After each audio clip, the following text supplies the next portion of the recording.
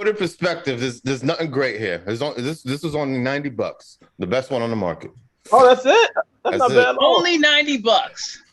Rode Pod mic. Okay. Hey, Greatest mic out there. You know, we the road is invite down you on there. our humble podcast and everything. You guys show up with your fancy schmancy stuff. You know. Oh my God. Let me show these amateurs how it's done. Make sure you get the mic in the shot. Oh fuck. Wait, does that make a difference? Testing. Does it change? Yeah. It does? Okay, that's what I thought. Testing. Yeah. Testing. No, I but mean, you had it good before. So I got it.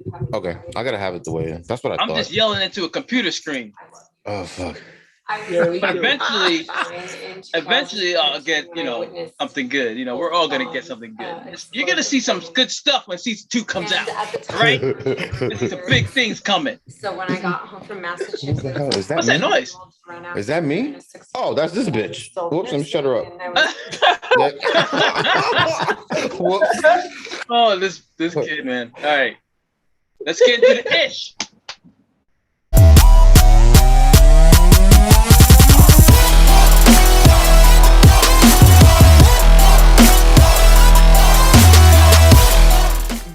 All right, welcome to the Straight Up Ish podcast. I'm your boy. It's your boy, G-Net. All right, we are at episode 10. We made it this far, baby.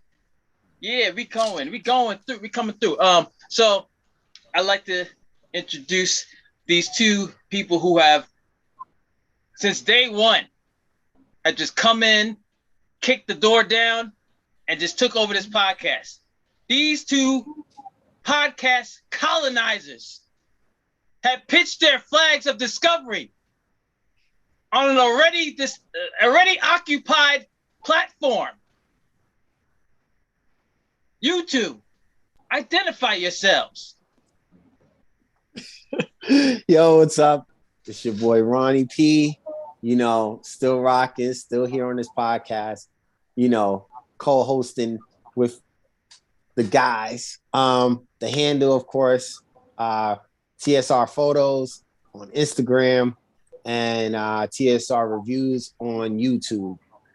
I'm still getting that up. Still getting my YouTube up. All right, you guys, hold up. Your boy Matt, aka Feedback Pro.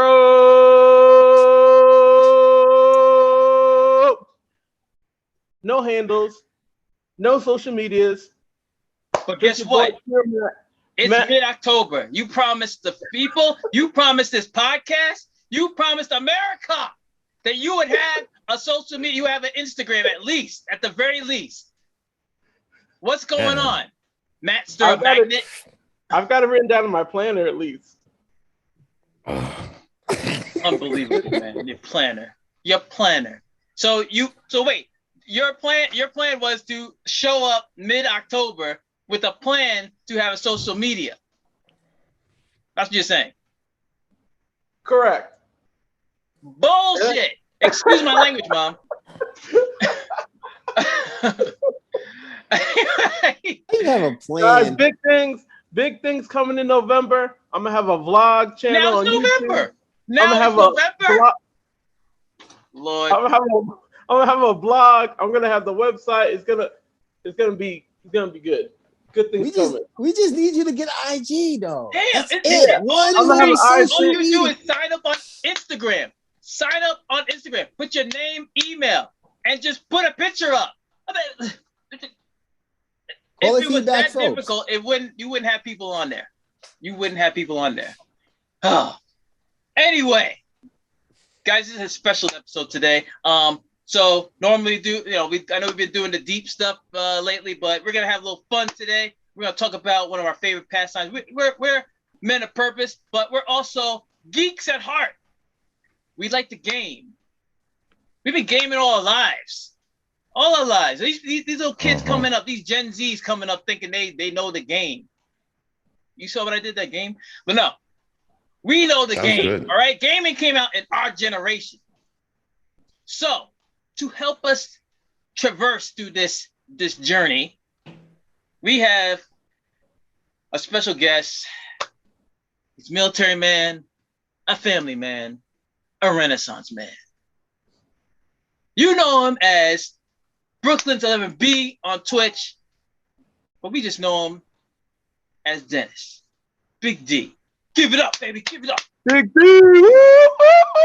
What up, D? What's going on, guys? So excited. Oh, man. Oh, he's serenading us.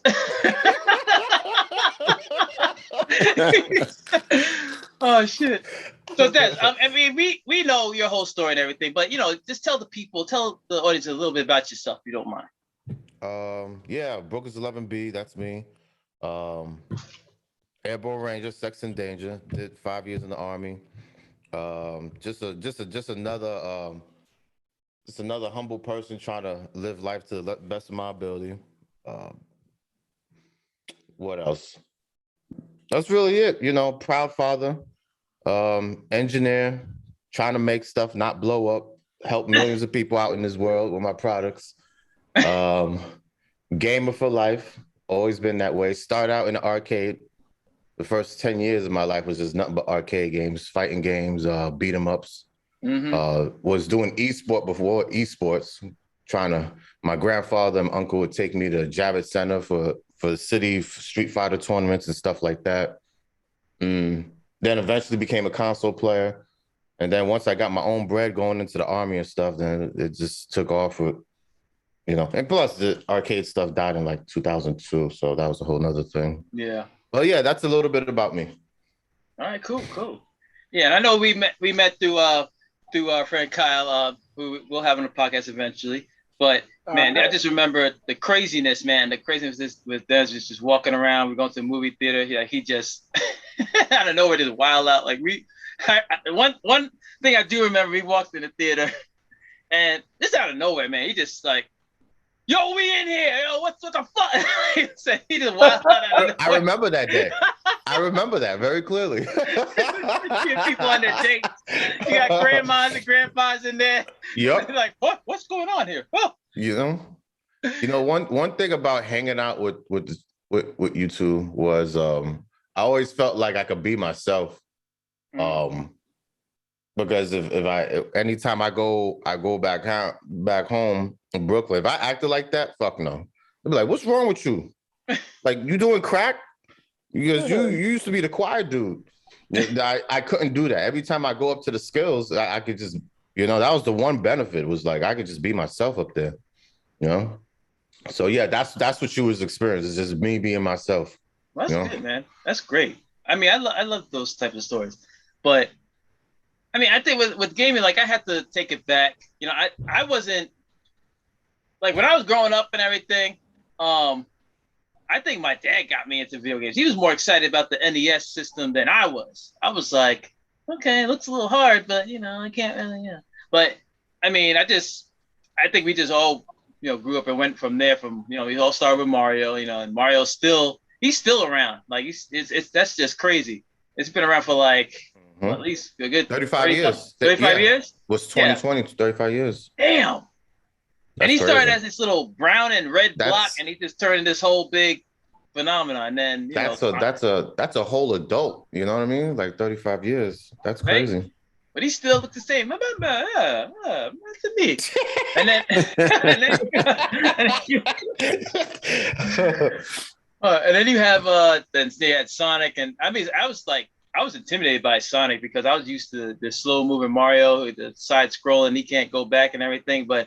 Man, Sonic just like blew me away because it was just free moving. He's just flowing so fast, the screen can't catch up. So man, it's like I think a good portion of our games. We were in a unique generation. Like we had the video games and technology, but we still went outside. We still had that little bit of a balance. I think nowadays it's like all digital. Everybody's like on their little consoles or on their portable systems, all that good stuff. But speaking of Sonic, not to cut you off. I wanted to bring that up. That's interesting you say that because the what was it? The first Sega arcade in Tokyo's actually closing pretty soon here. Oh no! And no, and the one of the first cabinets which had Sonic in is still in there, working to this day. And this was before it became a console IP. So yeah, it's the Sega. Yep, it's shutting down Hyper Beast. That's what it's called, Hype Beast. In Tokyo Arcade, Kotaku. Yeah, yep. So there was a cabinet with Sonic. Yeah, that's crazy. They've got a bunch of IPs that never even made it to console in this arcade. Yeah, it's Sega's like legacy. Whatchamacallit? I guess you could call it. They treat it as a museum, but it's still a working arcade. Okay, that's kind of cool. Yeah, it makes me want to go to Japan.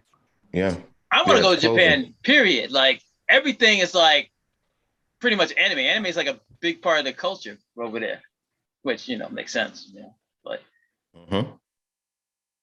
But yeah, I remember like the arcade, man, we had arcades everywhere, like the pizza shops, the little corner stores, whatever. Like there was this arcade my grandma used to take me and Matt to, and that's where I first discovered Mortal Kombat. I just would walk. I think we were on our way out. I didn't even see the arcade at first, and it looked like it's an arcade that's been around for a while, but it was fairly new. And all I saw walking by was this photorealistic yellow ninja, throwing a spear in somebody's throat and everything, pulling them over, blood everywhere. I was like, huh. And they did, and I saw my first fatality as I was walking out. And then I was like, oh my God, oh. This Scorpion wins fatality. So I was like, gotta play that game next trip. I gotta play that. Oh man, it was great. But yeah, they soon closed that down too. I feel like all the arcades nowadays are closing down because it's just like there's like no, except for like you're like Dave and Buster's and stuff like that. Like those are still going strong, but like besides that, all the other arcades that we used to go to, like Sports Time and stuff, and like Elmsford, they're like all shutting down. Yeah, we're talking about Elmsford, New York. For those who don't know what Elmsford is, but yeah, but what was some of y'all's we'll go around. What was some of y'all's favorite arcades back in the day? Who's going first? Whoever wants to go. I won't take over this time. I think for me it was that old school that huge X-Men arcade. Yeah. Where you get like 6 or 8 players at once. And you kind of have to, as you get older and you get bigger, you gotta like squeeze next to the person next to you. But we've talked about that arcade a lot. And we've had some complaints about it as well.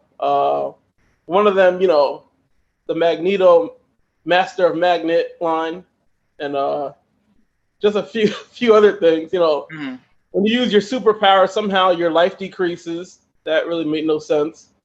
It was still an awesome game, though. Awesome game, especially when you can get all the characters like filled. You can find a person to like hop on like halfway, maybe the second board or something.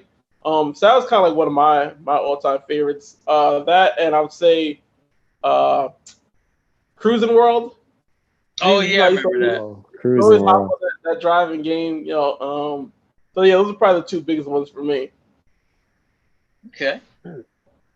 Yeah, I remember the Konami games. They were all the same. You had the Ninja Turtles, the Simpsons, and everybody.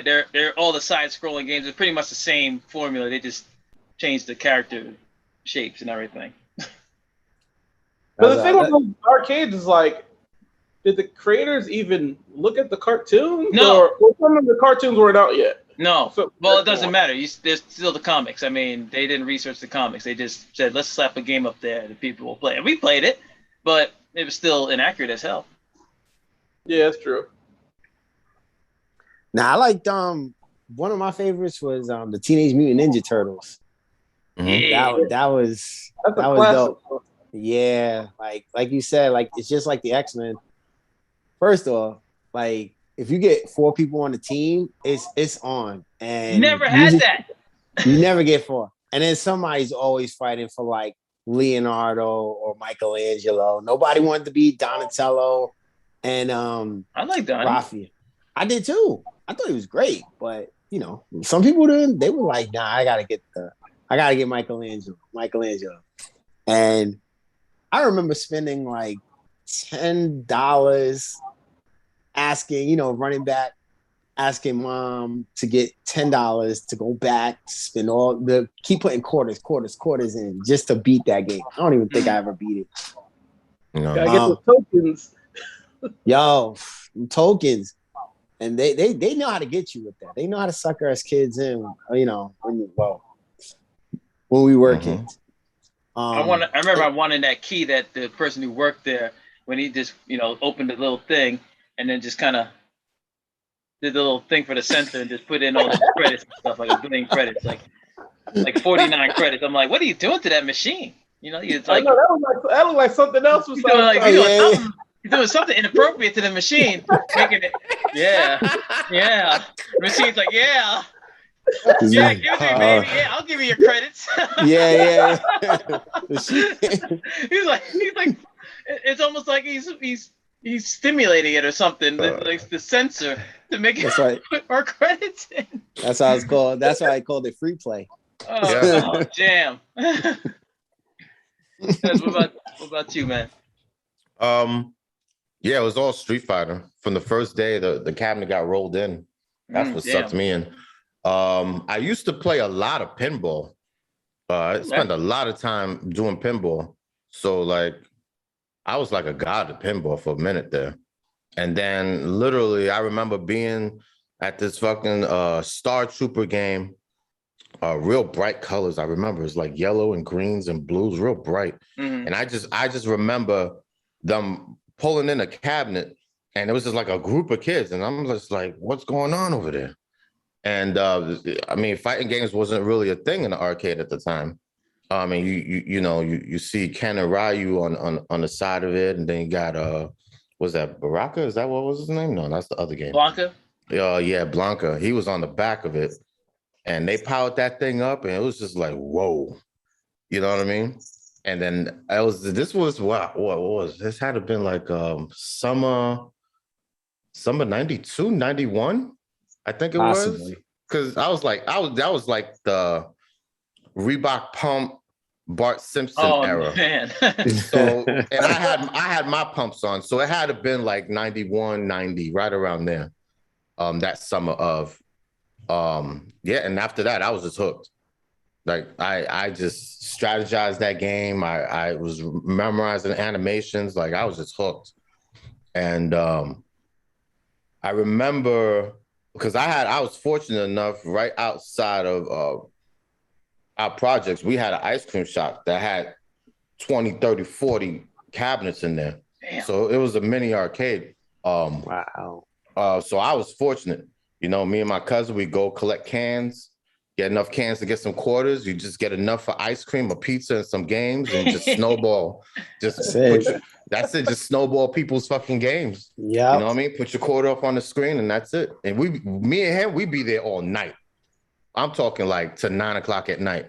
But it was cool because my grandfather always used to hang at the corner, so he would come and check on me him and his boys would come and look inside, still see us there. So we were kind of fortunate in that mess, and my grandfather was like that Puerto Rican guy with the silk shirt, just like so nobody ever messed with him. So I was always fortunate and stuff. So we were always, but man, I remember we used to get home, we used to get yelled at and stuff. But it was like, they're just kids, you know what I mean? But man, me and my cousin would be in there all night, just taking people's quarters all night. And it just start off with, $3 worth of cans and stuff, turning in, or glasses or bottles, whatever. God, I miss those days. Anyway, yeah, that was the favorite. And the Ninja Turtles one was a good one. Mm-hmm. That's a classic. Speaking on that, they're actually coming out. I don't know what platform, but they are coming out with that again. I don't know if it's gonna be a remake. I did see that. Same. Yeah. I don't know if it's new IP Xbox, or just a remaster, but yes. As we know, you get all the inside scoops for like Dennis put us all, like Dennis was the first person to tell us about Fortnite, and I was like, this game ain't gonna last. Man. Oh man. Man. Oh, what was another one that was good? The WWF wrestling game. Oh my god! Oh yeah, that was another one. That cheesy. God, that was amazing. Yeah. Oh my god. I feel like that game was ahead of its time. You know what I mean? Like with the animations and what you needed to do, but you didn't know how to do it. It was just like, and I think that made it fun because you was like, how did I do that? You know what I mean? I remember the first time I figured out how to throw somebody into another person. I was like, what? You know what I mean? It just opened up the whole game to me. It's like, oh man, that was another one. That's like one of those classics. You know what I mean? Those are definitely classics right there. Yeah, very memorable game. You know, very memorable. Yeah, that was our hangout, man. Like we just like go to a pizza shop. You know, we stay there all day. We got already got food and drink there. Got the quarter waters and everything. Got the pizza slices. And then, you could, like, if you got enough quarters to stay, you could stay there all day. I mean, I remember they had this modded up Street Fighter arcade cabinet, and the dude's like throwing out like 50 sonic booms with Guile. It's like filling up the screen. I'm like, how am I supposed to block that? You know? That's when they came out with that cheese. Yeah, that damn cheese. Yeah, because they knew people were going crazy. But yeah, like my favorites were like, see, I don't know, I don't really have a favorite. I mean, I know I mentioned Mortal Kombat, but I think the one that changed the game, revolutionized fighting games, I think were two games. I think it was Tekken and Killer Instinct. So you had Killer Instinct, which introduced like set combos. So everybody's like trying to like find ways to chain combos. Like I remember going to the arcade in Poughkeepsie, New York, because that's the only place you could find it at the time. And everybody was crowded around. He had crowds around this one little arcade cabinet. And then you're like, trying to see what's going on. I was like, what the hell is this game? And I saw, that was the first time I saw Saberwolf and Orchid fighting each other. And the whole screen was shaking as they were hitting each other. I was like, whoa, this game's crazy. So, maybe months later when the hype died down and I was able to actually touch the joystick, then, that course the game was like, what, 75 cents? I needed the guy with the key to stimulate the machine. But but yeah, like I was up there and I looked at a freaking tool, like with the strategy guide book, trying to figure out the moves and stuff. And then you get a challenger coming up and who knows the damn thing by heart. And I'm like, wait, I need to wait, hold on. They beat you in like 2 seconds and that 75 cents gone. Yeah. And then Tekken, they had the first 3D, or was it Tekken or no, Virtua Fighter was first. Yeah. Virtua Fighter was first. They introduced the whole 3D fighting thing, and then Tekken came out. I guess it was a little more refined, and that lasted a lot longer. But yeah, I think those are like some of my favorites. Apart from the miscellaneous racing games like San Francisco Rush? Yep. It was called. That was a good one. That was a really good one too. Yeah, that was cool. All right, what's your least favorite arcades? What was your least favorite games? Go ahead, Matt. If you had any. I know Matt has one. Arcade or video game, or just talk arcades? Let's talk. We can say video game. Arcade. Keep it arcade. Yeah, keep it arcade. Okay, keep it arcade because you could go. There could be a whole slew of video games. Yeah. I don't know if I actually had a word of least favorite, to be honest. Yeah, you did. You told me the other day that this game is terrible. Refresh my memory. What'd I say? Okay, I'm just gonna tell everybody. All right, Matt's least favorite game was House of the Dead. Oh yeah. Oh God. Okay. All right. I can take it from here. I mean, I don't think it was made for its quality. Well, it's just the voice acting was horrible. I mean, it just made no sense. I mean, was it the guy at Goldman or something? Yeah, his name is Goldman. Oh, hello, friend. Like, just stupid voice acting. It was just dumb. It made no sense. How do you create an emperor? Why would you create some being to rule over you? That makes no sense. Wouldn't you create a being to rule over the being? Why would I create someone who's going to rule over me? That makes no sense. And then, two, you're trying to shoot it. I feel like the game was just cheating sometimes. Like, there's no way to get through the whole game without popping one of the civilians in the head. Like, It just terrible game. Like I just don't understand. Do people like? There has to be some sort of like council or like team that looks and say, hey, you know, we could make this game a little bit better. You know what? Fuck it, just release it. You know, I just like. Yeah, the voice acting for me was just. I'm sorry, I couldn't do House of the Dead. Development teams have a schedule, but What you got? It made no sense to me. I just House of the Dead for me. No, I couldn't. House of Dead. I think the only thing with that was for me it was like scary, but I don't remember it being like that bad. Well, that's your worst one. I think mine was Time Crisis. What? Because no, wait. What? You smoking? No, the reason why I say it is every time I would try to play it, the gun is broken. That has nothing to do with the game. That's the idiot who used the gun. Everything. That's everything. What? You come there to make the gun shake, and you don't got that you know when to reload or anything like that, and you're sitting there. Goes back like that. Okay, yeah, I know what you mean. Right. So that's not working. Then you don't know if you're shooting the right way. You start shooting and you miss all your shots because the gun isn't on. Because you can be putting the gun right up at the person, but yet your radar thing is like up here. Yeah, exactly. It's not lining up. Mm-hmm. Yep. So that was one of my worst. The worst game for me was Time Crisis. But that thing was, you be trying to shoot and you gotta hold it a certain way and do it. Nah. That they should have came back. Every time they did it. Time Crisis 4. Who knows? They might be like Fast and Furious and make it Time Crisis 9. Who knows? Sooner or later, they still need to fix that gun. They had a home version too that I bought. I was that into it. I was in my room. We like, I would have parties in my dorm room. I remember I'd be like, "Yo, you want to play some? Have a little TC? Yeah, why not?" We're up there. It was fun. Nice. The home version was fun. I think we only had one gun, right? Or did we get two? I don't know. I think the other person had to use a controller. It's not as fun. Yeah, that's not. Yeah. You either bring your own gun because that shit was expensive. That's like $39 right there. Mm-hmm. Yeah, that was. But another game that I forgot. One of my favorite games, or arcade game, was Dance Dance Revolution. Like I know, we used to love that game when we was in the arcade.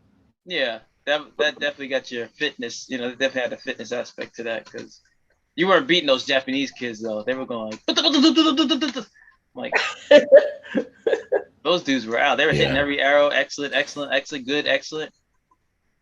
Yeah, you have people that live there, man. They live on those games. Mm-hmm. They just kill you every time. Yeah. Hey, what about you? You have a worst? I've always hated the damn claw machines. I'm like, this has no place here. That's always been my thing. I'm like, this has no place whatsoever in this facility here. I just felt like you should be able to grab it, right? Pick what you want, but the whole of how you retrieve it should be the challenge. So have like a moving slot, and you know what I mean, or have like a rolling cylinder, and you have to try to drop it at the right time. I just feel like this whole trying to this is the stupidest thing in the world. I get why they did it from a business aspect, but it's just dumb. I've always hated those things. I'm just like, what is this? Who designed this? It's like, what the fuck? It's basically a box to take your money. Yeah. But have you seen the new one? No, those little claw games, those things were addictive. But yeah, I think you were meant not to win, or at least as it come close. Like you get it, it comes over to the right, it's about to fall, and then it just drops. Yep, exactly. It's like what the hell? Games. So they have a new one out there. It was on the internet, and basically they strapped you up to the machine, and then somebody's dragging you over there, doing it. Interesting. Yeah. So like they're strapping you in, you're going in, and the next thing you know, you could just go down there and grab all the toys, all the stuff you want, and you get lifted up, and you got all your gifts, all your stuff. You gotta check it out. Baby in there. Go in there, man. I think maybe my least favorite. Well, now that he mentioned Dennis mentioned the claw machine, I can't do air hockey anymore. What? Air hockey is a shit. I loved air hockey, but I also hate it because it causes me a lot of anxiety. Because y'all motherfuckers like to hit that damn puck like a billion miles an hour, and I'm like,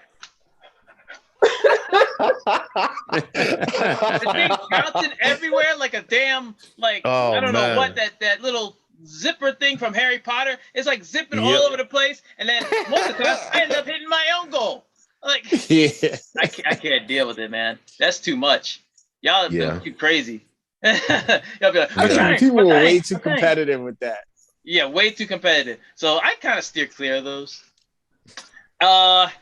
Also, the Neo Geo arcade. Oh man, that first of all, they're expensive as hell. They were like almost a damn $1 per game, and hard as fuck.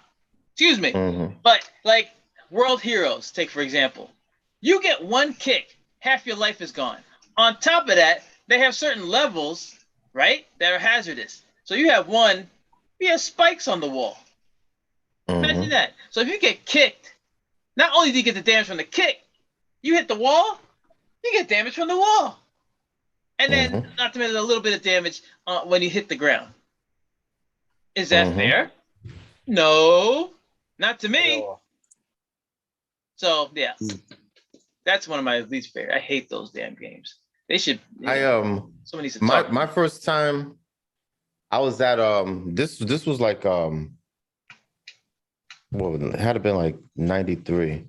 It was my so I was doing like my second tournament, right? And they had one of those Neo Geo cabinets. They had the whole dev team from SAK there or whatever. Damn. And I was trying out Bullet Hell. No, Bullet Hell or Heavy Metal. It was one of those games. It was with the tank and stuff. You had the little commando. And I'm like, this is amazing. And then I looked down. I was like, yeah, it said $1.25 on the thing. I was like, what the fuck? I was like, what? And mind you, this is just a booth, right? You know, a side booth like in all conventions. And I'm just like, it's just free to play. You just stand in line. And I remember seeing that. And then I tried out Samurai Showdown. I was like, wow, this game is going to take over the world. Because you have a game now that's a fighting game that's based off of skills and not off of combinations. Yep. And unfortunately, it never took off like I thought it would. But it was always a solid game. And that was the one thing I was like, man, this is really, really, really, really good. But again, the Neo Geo was just ahead of its time. You know what I mean? At that time, you know, $500 for a console was just unheard of. You know, nevertheless, $100 for a game and $70 for a memory card. But that was my first experience with it. Was I never saw it in an arcade until I left Brooklyn. And then that's when they started popping up left and right for when and that was in the later 90s, mid 90s, 95, 95, 93, 95, right around there. Was when I started seeing it a lot more arcades. Got ideas for the show? Got questions for us? Or maybe you want to tell us we suck? Hit us up at straightupitchtalk@gmail.com. I remember up at Peekskill, what was that? What was that one shop in, you know how you go from Peekskill and then you got, what was it, the Jefferson Valley Mall, the one all the way out there, but there was that one strip mall in between. Portland Town Center. Yeah, there you go. And what was that one place they had? You drive in and there was It was like Dave and Buster's that they brought it. What was the name? Oh, That was Sport World. yeah, it was something like that. Yeah. I remember that. Yeah, I'll tell you about that. That was they a had the grand ghetto opening, movie grand theater closing. there. I remember that shit. I was like, God damn. That place was short lived. There was a grand opening, grand closing because, first of all, people don't know how to act. It was like introducing a nightclub to that area. You can't do that. You can't give us nice things over there. You can't do it because you had a friend of ours worked security there. He told us stories, man. Like the first few weeks, you had like maybe one or two fights a week. Like people just going in there, acting the fool. Get into fights, being there all drunk and stuff. They closed that thing within months. Yeah, I remember. Yeah, I remember that place. Yeah. Because they're supposed to be an affiliate of Sports Time USA, but and so they brought Sport World over there. I'm like, you can't do that. You can't give us nice things. You can't do that. No, that was too good. It was a great concept, but you're dealing with a clientele that's like, they're not ready. They're not ready for that. Yeah, I remember. Yeah, they had a Neo Geo cabinet. And it was the one that had all the games in it. So it was kind of awkward because I don't know what game it had 4 joysticks, but you'd have to like use you would be at a different angle if you was doing the fighting game. So it's just like kind of awkward. I get why they did it, but it was just awkward to be like the first person, left hand side of the screen, trying to fight somebody at an angle. You know what I mean? It was just weird. But that was the other spot where I remember outside the city playing that game. God, what was I think it was Bullet Hell. See, that's gonna irk me now. Yeah. But yeah, I never hated it, but it was just like, you know what I mean? Like I just felt like it was ahead of its time. I saw what they were doing. Like it was a real cool concept. You go to arcade, you know what I mean? You level your stuff up or you get so far, you take it home. Like that's a really cool concept. But man, it was just a way ahead of its time. 32 bits, you know, we're still at 16. It was just like, holy crap. Yeah. And didn't it come with like a card? You could bring the card from the console and then go to the arcade and then put your thing in and put that card in. Correct. And then you're playing whatever game. Yep. Yeah, that was kind of. Yeah, that was a really cool concept. Yeah, I didn't even realize it when they had it. I was like, wait, people are bringing cards and they sticking it in and they got these little passwords and numbers they're pressing for it. And another thing, that Samurai Showdown was the best. One of the best fighting games. I remember Hanzo, the other I used to be nice with the girl with the eagle. Like I would be tearing them up with that. I used call for it because he had the doggy. The dog, right? Yeah. I remember that. He called him Papi. I'm like, they just released a new Samurai Showdown, a new release. I saw that. I bought it. What did it come out? It came out in June, May? One of those months. It's solid. It's a solid game. They got like 6 or 7 new characters and stuff. New mechanics in the game. It's a really good game. I very much enjoy that playing offline and stuff like that. Again, it doesn't take off. You know why? Because games like that like have a different kind of skill set. You know what I mean? You're reading different kind of animations versus doing a typical fighting game. So your animations are not locked into a whole character, which is easier to read, rather than a sword or a shield, which is much harder to read. And I think that's, again, still the reason why that game doesn't take off the way it does. You can still get online games and stuff, but as far as like big tournaments, I mean, they had a big tournament of the devs threw and stuff, but man, it's a solid game. And I'm just like, why is no one playing this? It's like crazy to me. You know, it's a really good game. And then they got these like new characters and stuff. And then they got these pet calls. Oh my God, this is really good. It's really, really, they reworked the parry system. You can throw stuff now and steal other people's weapons. Wow. Yeah, they did the game. They did a whole sweep of the game. It's a solid game. It really is. It's not expensive too. It's like $25-$30. Yeah, it shouldn't be. It's been around for a minute. I like the original one. I think me and Matt played that a few times, but it's a lot of fun. See, it's a lot more fun when you're not like going and like feeding it like $40 worth of quarters in, you know, because you lose or whatever, you know. Because hey, let's face it, I wasn't good at those games. I was just button mashing and everything, you know. But it's fun. It's like I can notice it bringing back a lot of the old school games for the home consoles, because I mean, let's face it, right now arcades are obsolete, you know, pretty much non-existent, you know, because you have everything you need at home.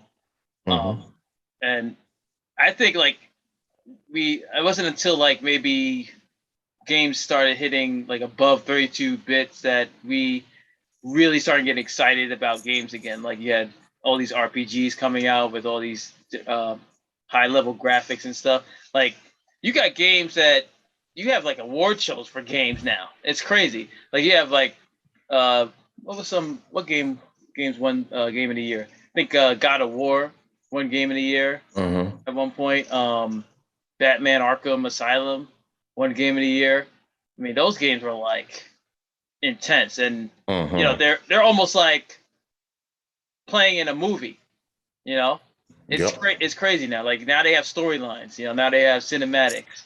It's crazy. It's like they're just getting better and better. They're trying to one up each other and everything. That's how I got into Final Fantasy, because you know, even though it was the turn-based stuff, I think it's changed now. But because it gets you emotionally tied now. You know, you got people, you know, crying, Aerith died. You got stabbed. Well, except for Matt. Matt's glad Aerith got killed. But man. Oh my god! When I saw that blade come through, I was like, yes.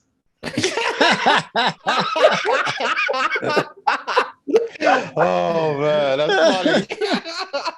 The opinions of Master of Magnet do not reflect the opinions of Straight Up Itch Podcast. the classic evil protagonist of anyone, especially game characters. Oh man, that's funny. Yeah, I don't know how they're gonna do that for the remake. I don't know. That's gonna really kill people. But see, on the remake, are we actually going to leave Midgar? Because for the first one, I'm like, when do we leave Midgar? Well, like, you do. I don't know. I don't know if you saw screenshots of the next release. Like they're actually out in the desert or whatever on their way to other towns and stuff. So they did leave Midgar. But I think they're trying to do like episode by episode. So they really should have called it Final Fantasy VII Episode Midgar, because the whole game is Midgar. You know, they like took the original story and just stretched it out and just added a whole bunch of shit. Like I'm like, what the hell? I don't remember all this stuff. But I don't know. I think they're really into like multiple timelines in these type of games now. As an excuse to like recreate the stories, you know. So they did a good job though. They did a damn good job in that game, I must say. It was well done. Yeah, I played that twice. You know, killed it. What else? I'm trying to think what other games that I like. I got one. What Let's see. Sonic the Hedgehog 2 was one of my favorites. Oh my god. That dude, this kid was on Sonic 2 like every day. That's no exaggeration. Every day he came home, he was on that. It's like he was getting paid to play that. Yeah, I beat it. I could beat that game, no joke, in like 40 minutes flat. Man, wow. You want a challenge, Matt? Play Sonic Mania. That shit had me screaming in rage. I was like, "Are you kidding me?" Yeah, you know. So I mean, anybody that watches my channel knows. In fact, it's shared a screen time. I have to share the screen now because this is. Hold on a second. Share the screen. Hold on one second. All right, share the screen time. I have a few things queued up.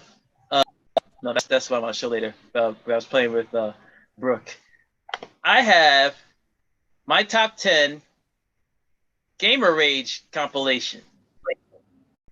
Now, I think man. Let's see what we got here. I'm playing. Damn it! I'm playing Destiny here. Fuck. And then I'm playing Kingdom Hearts right here. And I mean, this is what I'm talking about. You get emotionally involved in your game. This is Kingdom Hearts, of course. I think they recently added sort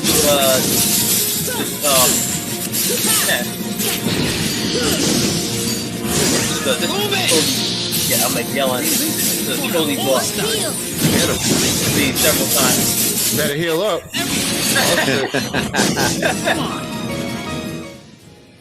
Oh, this was, oh god, Resident Evil.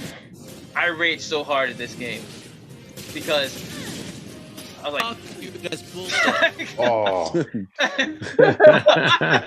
I was freaked out, and it was, yeah, this is the last boss, I think. It was just, it's so trolly. So this thing would show projections of itself, and then it would show the real self afterwards. But see, the camera was irritating as well. Oh, man.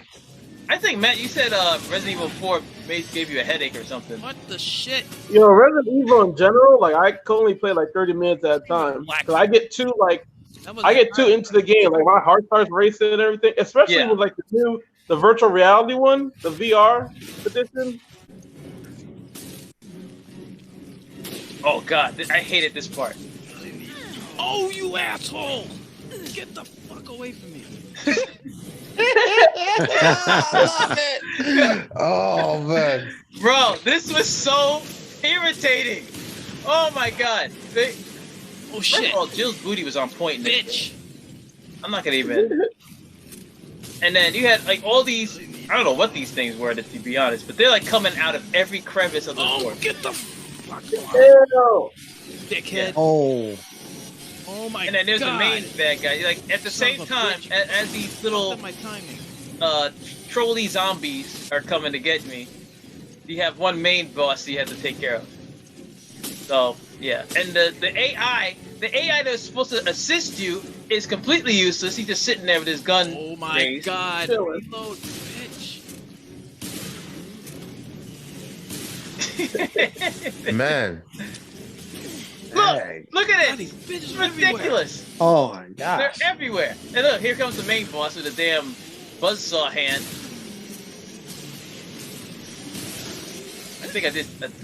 Oh, that was a clutch move. Let's dodge that shit. Oh, fuck you. Oh.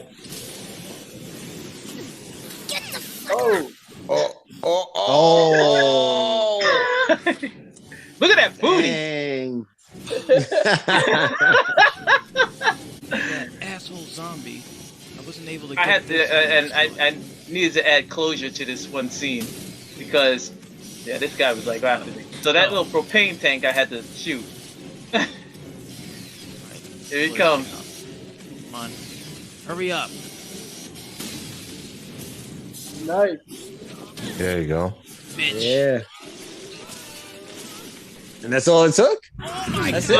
It was a couple of those I had to pick up a few times. Oh, this is Tomb Raider. This is scary. Cause I had a whole bunch of zombie. That was a good game. That's Tomb Raider controller. game? I switched to the Southpaw by accident. That was a magic game. But yeah, these were the zombie villagers. Yo, that game kind of reminded me of Uncharted. Yeah, that's Yeah, they took it from it.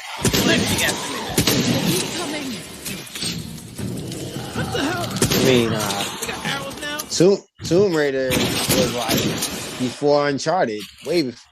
Yeah, they really improved that game. Like that's what I'm talking about. It's like this is based off an old game, but like they really revolutionized the gameplay. They made it more intense. You know, you're like Matt is Resident Evil 4 maybe is definitely sending it to No, why did you switch to the arrows? No. Oh my god. I mean, I didn't have time to heal up. Damn. They're all over you. Yeah, I'm like trying to run. I'm trying to run and heal up a little bit. They gave me 3 seconds, aiming. Oh shit. I like the fact that, you know, you can see my face, my reaction in real time, because I used to do this without my picture being in there. Oh God! Lovely sound. Damn, that's quick. Where's the shotgun? Oh, there's the assault rifle. I got it. I got it. Get away from me! Get away! Get away! God. Oh my God!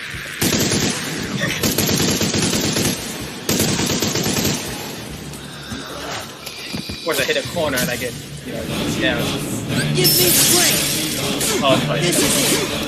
Oh, Sephiroth. Oh, is that Sephiroth? I want to speak to from where I'm like, is it? Was it this? Oh, I had to wait for it to load. Of course. So that was Sephiroth, right? Yeah, that was Sephiroth. Oh, That's the re-release of Kingdom Hearts. Yeah, couldn't beat him for the. Oh yeah, he's not fun. Oh, of course it brings me here. Yeah, this is the first part of the Tomb Raider game. I was supposed to swing over to the thing. What? The And fuck? I couldn't do it. It took me like 13 tries. Oh shit!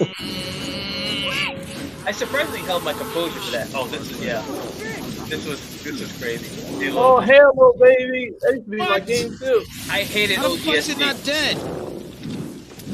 These two brutes. I think I was cursing out the developer. Game and fuck the creators. Yeah. I love it. Oh man.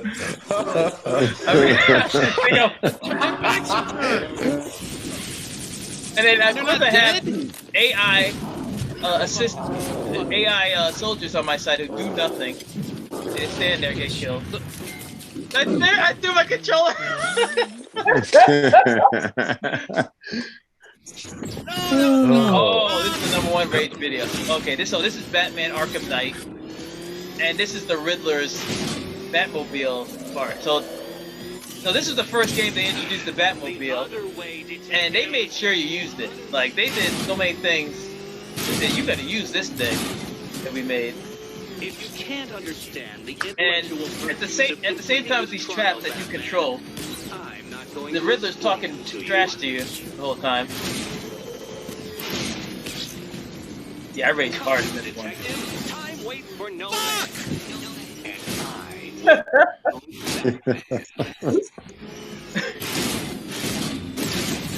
God I didn't damn understand it! that part. I just landed and exploded. Shit. Let's try that last laugh again. This makes no sense. Or if you prefer. Because you control God, I hate the this traps. shit. You gotta control the car. You gotta control the traps. I mean, Oh, okay. it's so crazy. It's damn near impossible.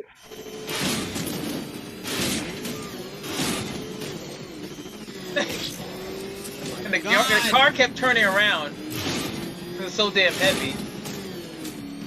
And driving a tank.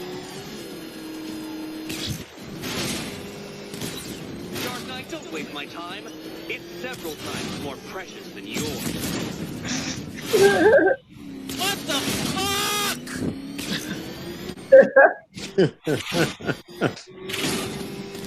I think I was successful in this one. I'm not sure.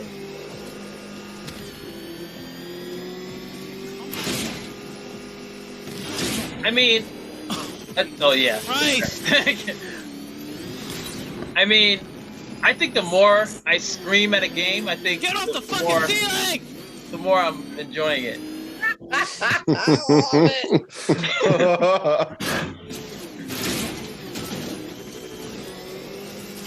On! Fucking God, man! Fucking go! Like I get so angry that I start making up swear words. Man. Like,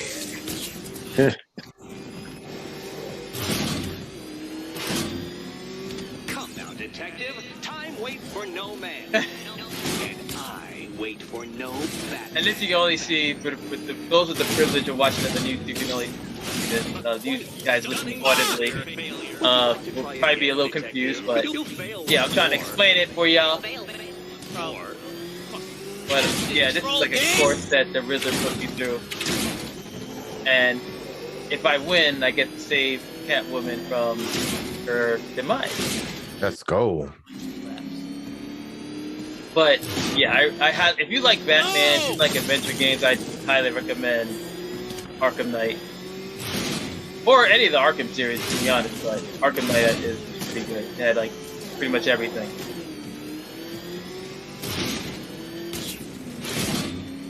And I'm like, when does Batman sleep? You have like one issue to deal with after another. There we go. And that, of course, is on Gimme Games, my Twitch channel, which you can subscribe to right now. Well, no, after the podcast. There you go. So speaking of Twitch, we did mention that Dennis is a Twitch streamer, and you can find him on Brooklyn's 11B. That I pronounced that right. Brooklyn's 11B. That's your name. And that'll be the link will be in the description. But I just have a few questions. Like, what made you decide, hey, I want to become a streamer for game? Microsoft made that easy when they came out with the Xbox One. Right. Back in 2014, was that the year? Yeah, that was the year. I mean, that was a no-brainer for me. It's like, okay, there's no excuses for anyone now. You know, whatever, because it was always overlays and all this other nonsense. There's no excuses. You know what I mean? Just put in your email, send, stream. That's it. You know what I mean? That was Mixer, right? Instead of Twitch? It released with Twitch on native to the console. Okay. Yeah, that's what made it so easy. And I got the one with the Kinect, so now I had a camera. So there was just like, it was a no-brainer. And then I went to PAX that same year and got a key for Smite. And then that's how all that started. And they were like, if you stream, we could give you keys to give away on your. So it just snowballed into something I wasn't expecting. I thought, okay, a few people will come, and then once I started streaming Smite, and because that was pretty much for the first 3 years exclusive to PC, and when there was no announcement of it ever coming to console whatsoever, so when I was the only one with Xbox buttons on the screen, and they're like, "How are you doing this, bro?" You know what I mean? I'm just like, well, this console just came out. If you're under a rock. Those are always the comments in the chat. How are you playing this? I was like, do people know that Microsoft makes video and a console and video games? Like, you know what I mean? It's like, that was always the comment. So that's how that snowballed. I wasn't expecting it. They were like, hey, can you give out some more keys? I was like, yeah, sure, no problem. Yeah, and that was pretty much it. For me, nothing has changed from that day to now. Because I don't find myself like playing games for like, I don't know, how you say this? Now I find myself playing games for an shared experience, right? Mm-hmm. Because people want to see you, at the end of the day, people want to see you fail. Yeah, that motherfucker died. But, at the end of the day, they also want to see you, like, people like to see you progress through a game, So that's the other thing. I try to share that progression. People see me, they trash with this game for day one, and they'll come back 2 or 3 days later, like, oh wow, man. So it's like a shared experience that I try to like hold on to for everybody else to see. I very rarely nowadays play games off stream unless it's like something that's like really cool that I'm just like trash at, and I'm like, oh, this is gonna take a couple of months, and there's no way I could do that on stream, or if it's like something that's like under NDA, of course. But that's how that whole thing started. It was just, you have a console, send your email to Twitch and hit send and hit broadcast. There's no excuses. You know what I mean? And I think that was like the whole game changer, that was like the pinnacle of changing the game, making live streaming accessible for everyone. Because when Microsoft did that, that's when other things started coming up, right? A lot of people don't know Discord was always a thing. It's been around for 13 years, but it started out as a recipe book, an online recipe book, and it slowly evolved into a Yahoo-style chat room with recipe books. And then they went away from the recipe books and it evolved into this whole gaming thing back in 2017. That's when Microsoft brought in Teams. It's like the whole live streaming has really like propagated through all segments of technology, and has had its little tidbits, but it always started with that live streaming thing. And granted, Twitch was the one that initially started it, but I don't think it really took off until you saw like regular people streaming. You know what I mean? And then okay, Twitch has this technology. Other people are trying to clone it or replicate it or re-engineer it. And then there's like, well, now you could do this on a console. And in a sense of an engineer, it's like, okay, it's an x86. Why can't we do this? Or why can't we do this? And that's when you start seeing all this other stuff starting to pop up. And, and I think that was a real turning point for the whole industry, not just gaming, but just like in technology in general. Live streaming on your phone and all this other nonsense, that started to pop up. So I think that was like a real big turning point for me personally, but also for the industry. So it was just easy. There was no reason not to, really. Yeah, I remember when I don't know, one weekend I just decided, you know what, I'm just gonna try it, because this girl I knew, she wasn't really technologically savvy. She just, did what you said, just put her name in and started playing. And I was like, you know what, let me just try this. And ever since then, I just got hooked. It's almost like a freeing experience and everything. You just get to, like you said, share your gaming experience with other people. You get to watch yourself. It's really fun to like watch yourself react as you're playing the game, and it's just nothing like that, especially when you share it with other people. But and it's like also like you have like those epic moments documented now. Yeah. You know what I mean? Back in the day, you're like, oh yeah, I did this and this. Like, oh man, you hear about it, but now you can see it. You can go back and replay it. That was the other cool thing, and I didn't realize that till I started playing. I was like, oh, like I could actually go back and show this off somehow. It's like, and then what did they have on? What was that thing that they had where you can make clips on a console? What was that thing called? I don't know. I never really used it, but they said you could put make a studio or some nonsense. I don't know, but make those stupid ass clips. I did that for my Overwatch compilation, which is my game, Overwatch. I made like compilation videos of like me owning people with Widowmaker or whatever, just sniping people. And boom. Hey, you made it this far? Well, you might as well subscribe. Come on, you want to. But it was just fun, like, because it's and playing with you, Dennis, is always a good time, because you first of all, what you're doing. You're an effective leader. When we play Apex, I think we all played together at some point. Like he's like hooked on Apex and everything. So Apex is taking off. I've always liked that game. That game is just taking off. I'm just not good. I have to put in a couple of months solid. I think Ron got his beat there. I really, that's a really, I don't know. At the beginning, people trashed it. I was just like, why are you trashing this game? Like, this is amazing. You got passives and ultimates and abilities. Like, why are you trashing this game? Just give it a chance. Oh, it's the Call of Duty. I'm sorry to go on a rant. I'm going to go on a rant real quick. I can't stand it when people feel like they have to trash a game because it's new and it has to compete with something else. That's like saying, oh well, you got a new sneaker coming out, it's trash because it's not going to compete with it. It's like, why can't I have them all? You know what I mean? It's like, why can't I have all these sneakers? You don't have to trash one game if it's new. It doesn't have to supersede another game to be successful. And I've always hated that mentality. It's like, bro, it's doing its own thing. Like, you know, they bring up Call of Duty. It's like, what are we talking? This is not a Call of Duty. This is not a Fortnite.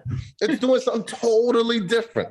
You know what I mean? And I was like, why? I don't know. That's my little rant. But yeah, I always thought that was a good game. I'm gonna shut up now. And and also stop camping. Stop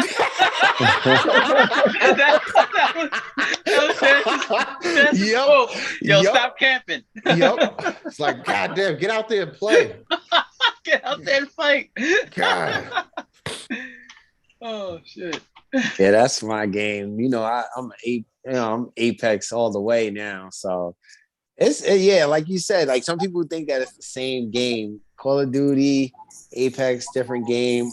What's that other one that it just came out? Hyperspace? The Hyperspace game. Hyperspace, that one. They're all different games. And you should definitely try it. It's a really big map. It's all over the place. You can do a lot in that game. Me and Matt played Back 4 Blood. Back 4 Blood. That's that actually. Matt actually liked that one. Yeah, it's a real good game. But yeah, go ahead. What game I want to try out is World War Z, and it's all right. It's all right. Oh yeah, we played that too. It's okay. Right. You know, I mean, you do have the hordes coming in and stuff, but that's the same thing. They have the same thing in Back 4 Blood. To be honest, that's pretty much the same game. You know. But I don't know. I like the dynamic of Back 4 Blood a little bit better. I don't know. It's just something about it. But you're right. Like you can't compare every FPS with another one. Like let's say like Destiny, right? So the dynamic of that game is a lot different from Apex. Apex is a little more slower paced. You're just going around searching for stuff.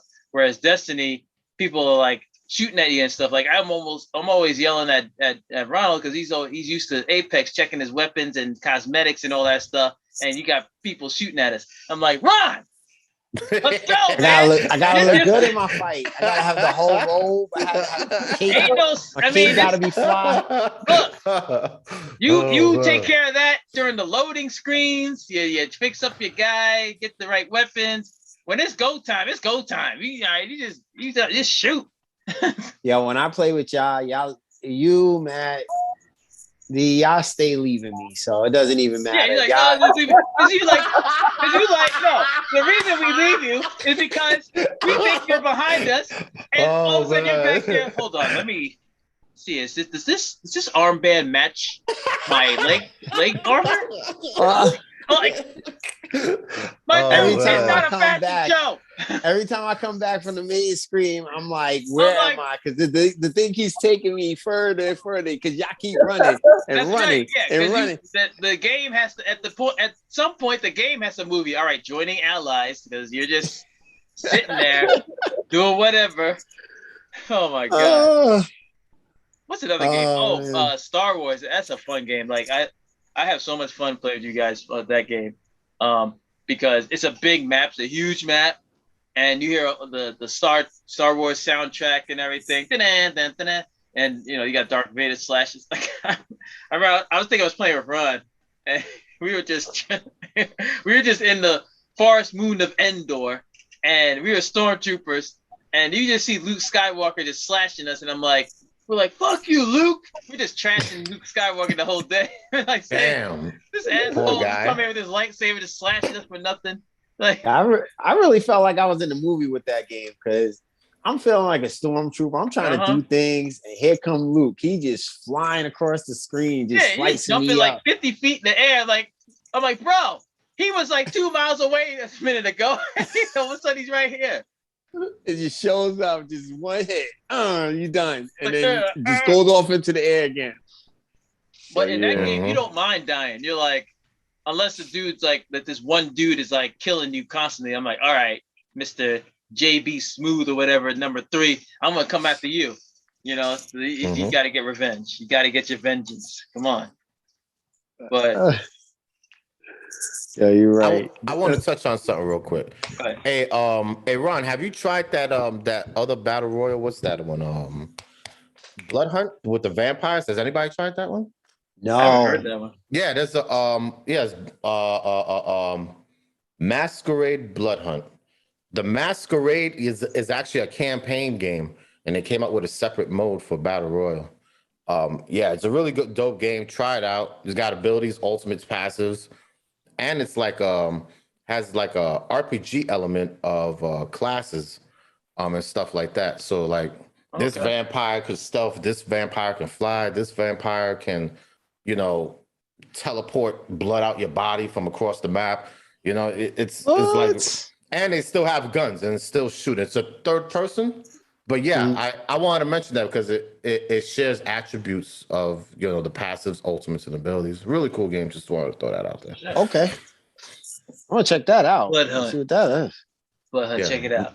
Really cool game. Oh, I I see still it. haven't touched it. I haven't touched it, but I've seen gameplay of it. Are you still a beta tester, Dennis? Yeah, I'm testing a bunch of. Well, actually, right now, only thing I'm testing is nothing but MOBAs, and that's all on the NDA. I can't really show anything. Actually, there's one game that they showed yesterday. MOBAs and roguelites are like everybody's making one. Whether you're indie, mid, huge, everybody's making a roguelite. Everybody's making a MOBA all over again. Yeah, they're making Battle Royale. There's gonna be a Battle Royale for Star Wars coming out soon.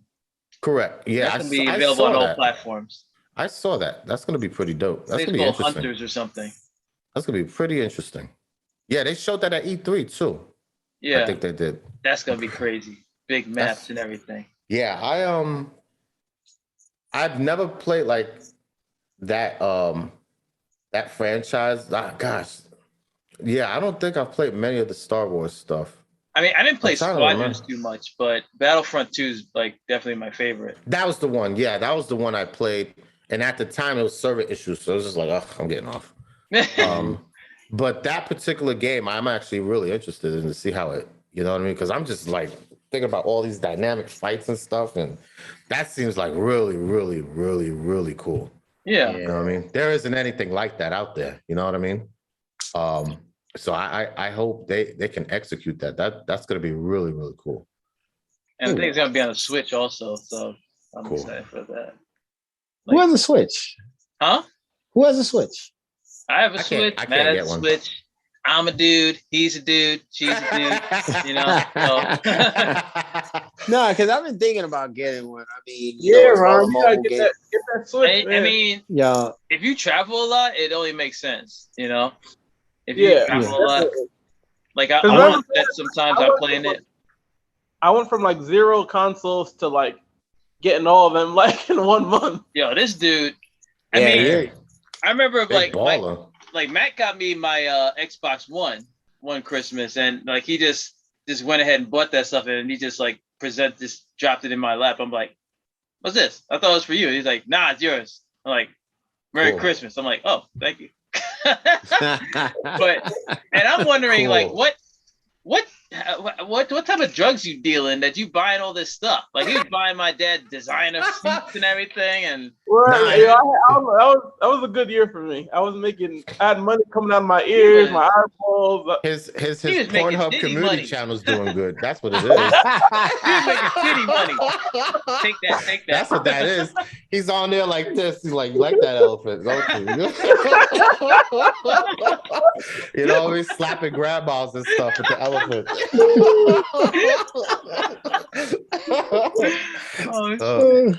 I remember that we went to Best Buy, and I think it was, I don't know, it must have been like 600 or so. It was expensive. Yeah, it was pricey back then. It was like the second release of the one, because it just came out like a year ago, I think, at the time. Yeah, it was like 6 or 7. I remember bringing it home and like, oh yeah, this is for you, by the way, and you were like no.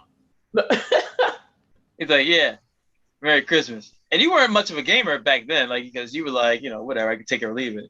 But well, that's the thing, because then I remember I kept telling Ron, because you guys, I would always watch you guys play, like when you were streaming. Yeah. And I was like, I'm gonna get on eventually. And you guys were like, yeah, right. This dude ain't getting any consoles. And then, it was one. I don't know if it might have been June of last year or something, and I think I got like PS4, the VR, Xbox One X, the Switch. Like, it kept like He just got Just the kept entire leveling up. package. Leveled up. Yeah, that's for sure. That's for Yeah. sure. I mean, I don't even know how much I spent and all that. It must have been like 1,500. I mean, it was a lot, That definitely. sounds about right. Yeah, It that was a sounds lot. about right. So that's why when I say I'm gonna get a YouTube channel and Instagram and all that, I was getting to it. I was so getting to it just now. I was gonna say, I mean, hey, like, he's gonna come with everything all at once. He's gonna hit us with everything. You know? oh gotta man, see- I'm gonna you have gotta have the three road mic, everything. I'm gonna have the little ring. I don't know what it's called, but yeah, I'm gonna have. In fact, you guys might see me. I might have a whole new studio next time we come. I'm here for it. I'm here for it. Yo, That's gonna oh be cool. Lord, you guys got don't the have to gamer do little chairs pieces. and everything. Just definitely got to get That's that. gonna be cool. That's gonna be cool. Did I got a y'all question. see? I got a question for you guys actually. So, all right. So say, and we can go around. Say if you guys had like, I'll say 20 grand, 20,000, right? oh, To set up your own game room, arcade room, whatever you want to do. How would you set it up, and what like arcades or like consoles would you have in it?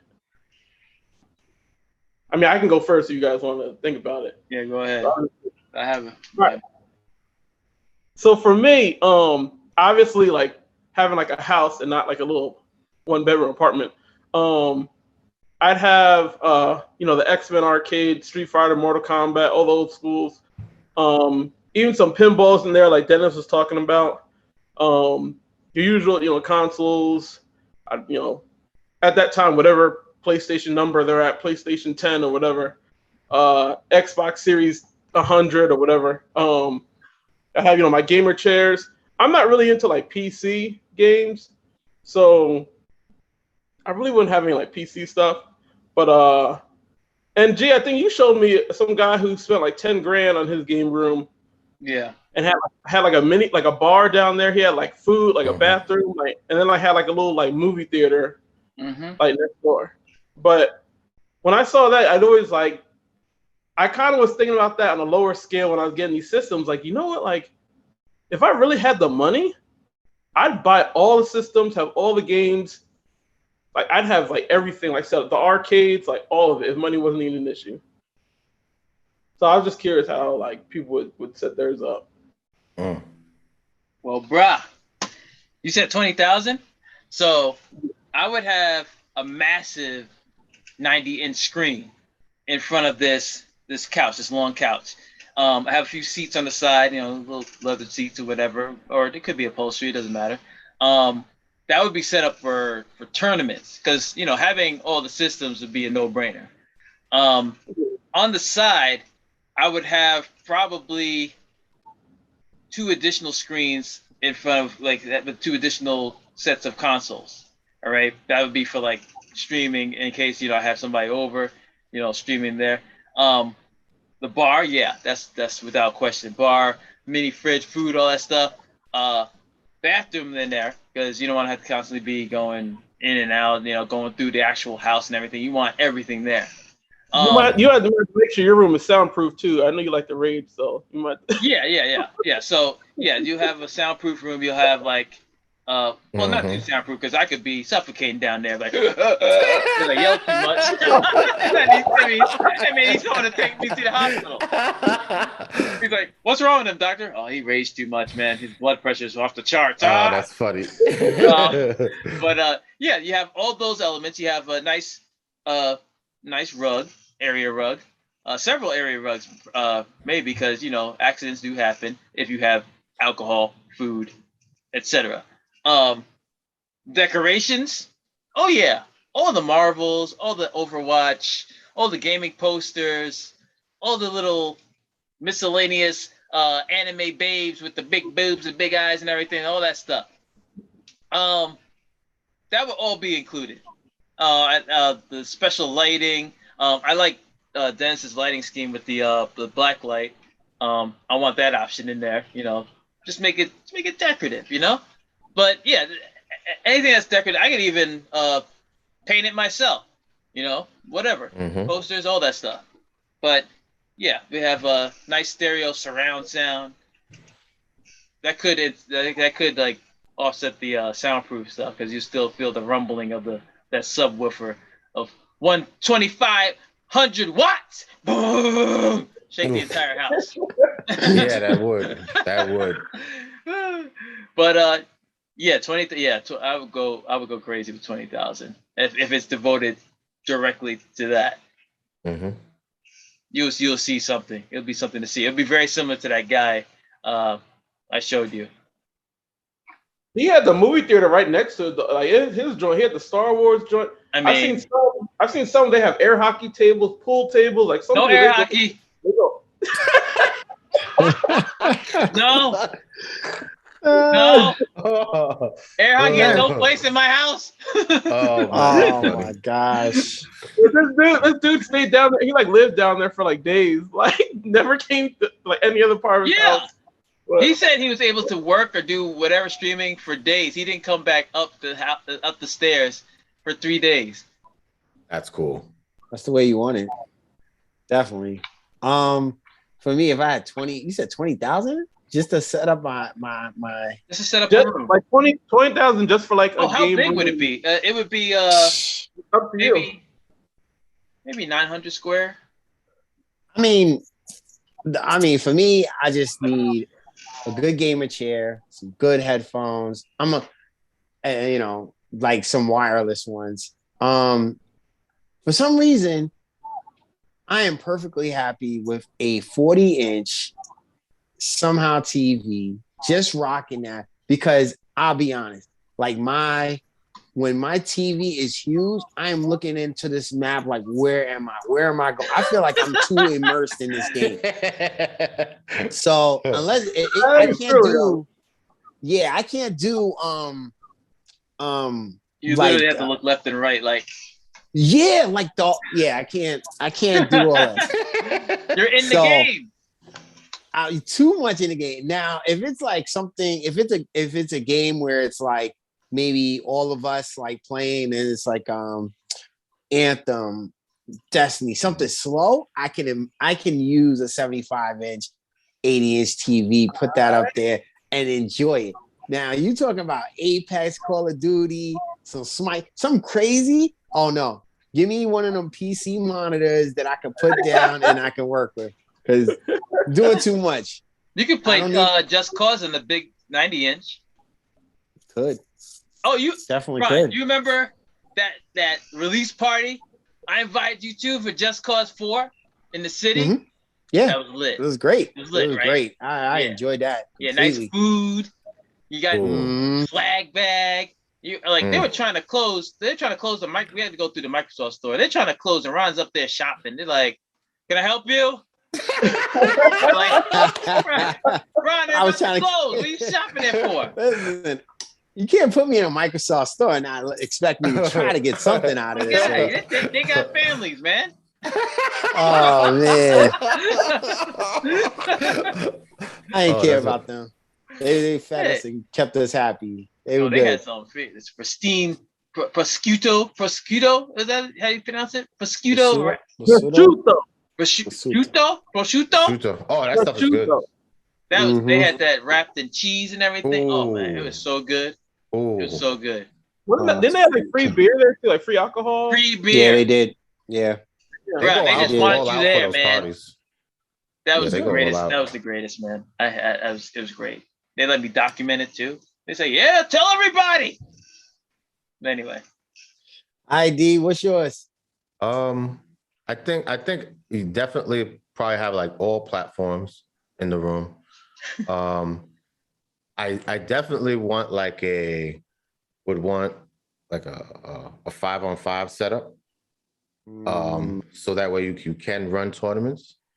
And what I would probably do is build like an extension out the house, because building those extensions aren't expensive. Well, they're not cheap, but they aren't expensive either. I'd find me, somebody that does some side masonry work and get me a slab out there. There you go. Like a 75 by 75 slab, and then, get the Mexicans fucking rack that bad boy up. Get the Irish guy to fucking roof it for me. Pay him in Coronas. And the rest, I would get it to where it's like a 5-on-5, and then like have 2 stations at either end. So it's really a 12-person room to run the tourney. And then in the middle, I would probably have like 2 big couches or 4 big couches with screen where you can watch everybody in the middle.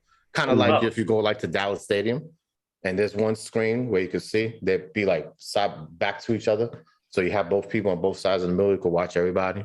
And of course, bathroom. That's probably the biggest one. Yeah. Oh, yeah, yeah. Always got to have the bathroom. So he wants a mini arena. Pretty much, yeah. It's going to be like Battle and Brew in Atlanta. Yeah. And a small ass kitchenette, and then like a bunch of big ass, those big bean bags. That you can sleep in. Probably about 6 or 7 of those. What are those basket chairs? I think about this being in a basement, but I always think about how much basements flood. So it's just that's why I would slab it. As much as I would love it to be in a basement, unless you did like a whole basement that's not a part of the house, but you can still access it from the house. But there's no piping going in there, so you don't have.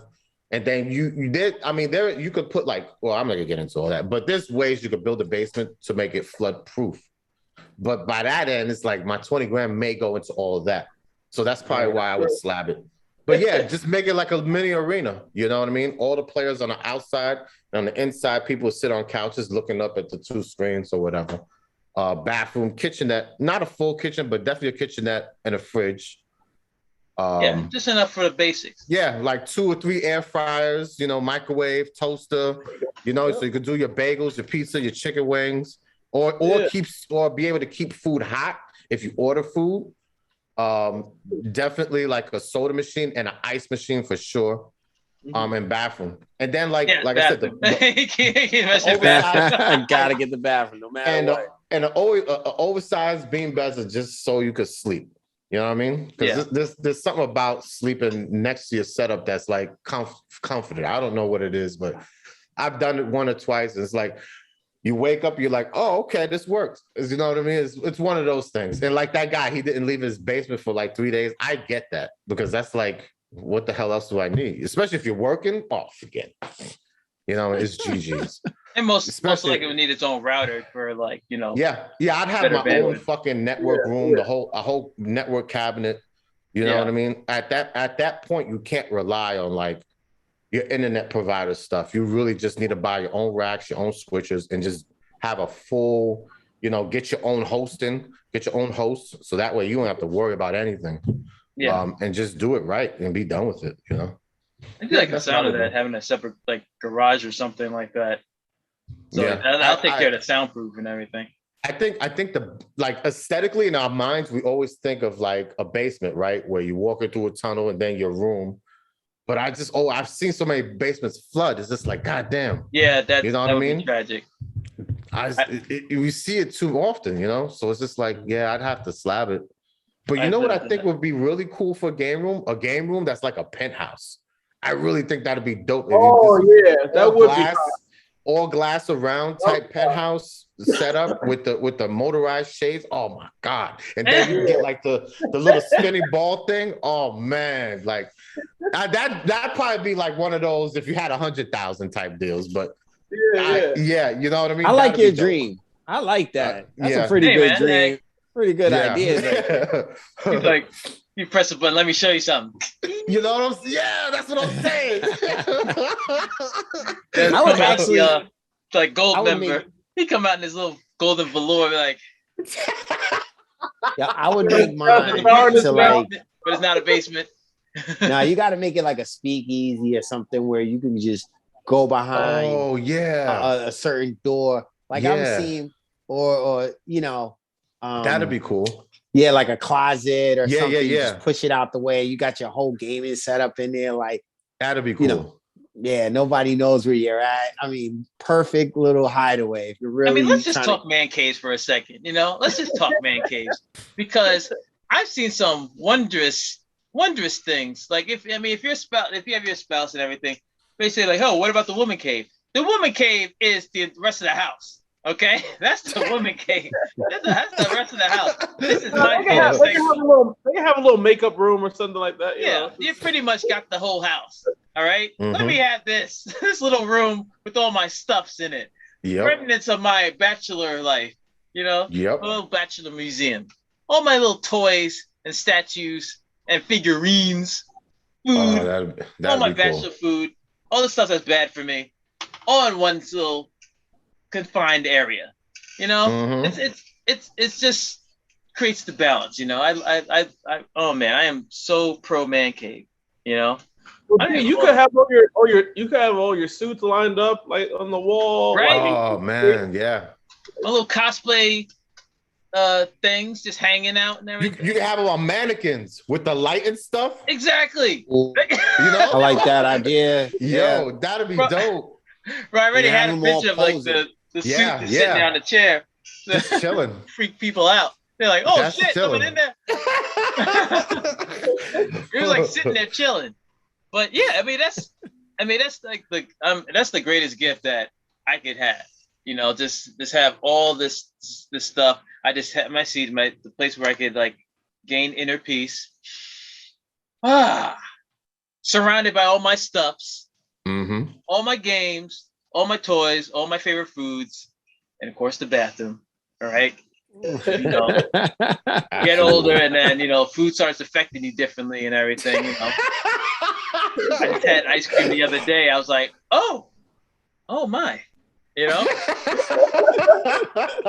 Bro, that happened to me one time. I was playing, I don't know, some sort of elimination game on Overwatch. I'm like, damn, when's this game gonna end? Oh, Matt, wait. Matt, tell about the other day. Oh shit. We were playing Star Wars. Tell about the other day. oh man, guys, the other day, I don't know what I had. I think I had like Mexican or something before we started gaming, and I was like, "Yo, when is this? Like, gee, when we play Overwatch? No, Oh, we no, were playing Star Star Wars. And yo, it was like never ending.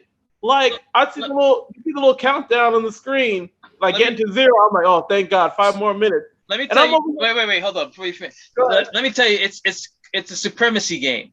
And so Okay. basically, you have to conquer these different points, right? Okay. Once you got those points conquered, the next phase it's divided into phases. So the next phase, whoever dominates gets to board toward the next stage, and you go up on the ship. The concept of being on the ship is to destroy or protect these two areas, and it'll blow up the entire thing. So we were trying to destroy. We were on the side that had to destroy those two things, and Matt was like, "All right, only 5 more minutes," you know. So what happened was we didn't destroy it in time, so it brought us back down to the planet, and we had to capture the points again. So that prolonged Son the of a game. bitch. Meanwhile, Gotcha. this dude's trying to go to the bathroom. You know, I was prairie throwing. Like I had to take a shit, like a bad shit. You should have did like anybody else. You should have hid in the corner. You should have jumped in the corner and just ran to the bathroom. I did. Someone found me and bucked me. I was like, yo, I was no joke about to pull a Kyle, and you just see my player stop moving. I was gonna go to the back. I'm like, man. I do grab a bucket. Wait, I'm like, how far is your controller go? Your controller is wireless, so I'm pretty sure it can't sense it. I won't be able to see the TV from the back. What in the? Yeah, this character going backwards. Like, Matt, why are you going backwards? I can't That's see the called screen. I'm extreme. in the bathroom. Yo, that's extreme gaming right there. If you could be in the bathroom and play at the same time with your looking at the screen, that would be crazy. I wouldn't. No, but I made the mistake one time. Like, okay, one more game, and I thought the game would end like within a few minutes, but that game was going on for a good 10, and I was just like, okay. I was like hopping on one foot. I'm like, damn, how long does this game take to load? Where you up there sweating and everything? I was sweating and everything, and sweating man. and getting swamp ass and everything like that. So I'm like, damn, how long does this game take to? Because like if you interrupt a online game, if you just bounce, they give it a penalty. You know, they're like, you don't want that. Yeah, You don't want to hear that you had to go to the bathroom or something. They don't want to hear that shit. Nope. You cost us the game, motherfucker. Yep. But oh man, that's too funny. I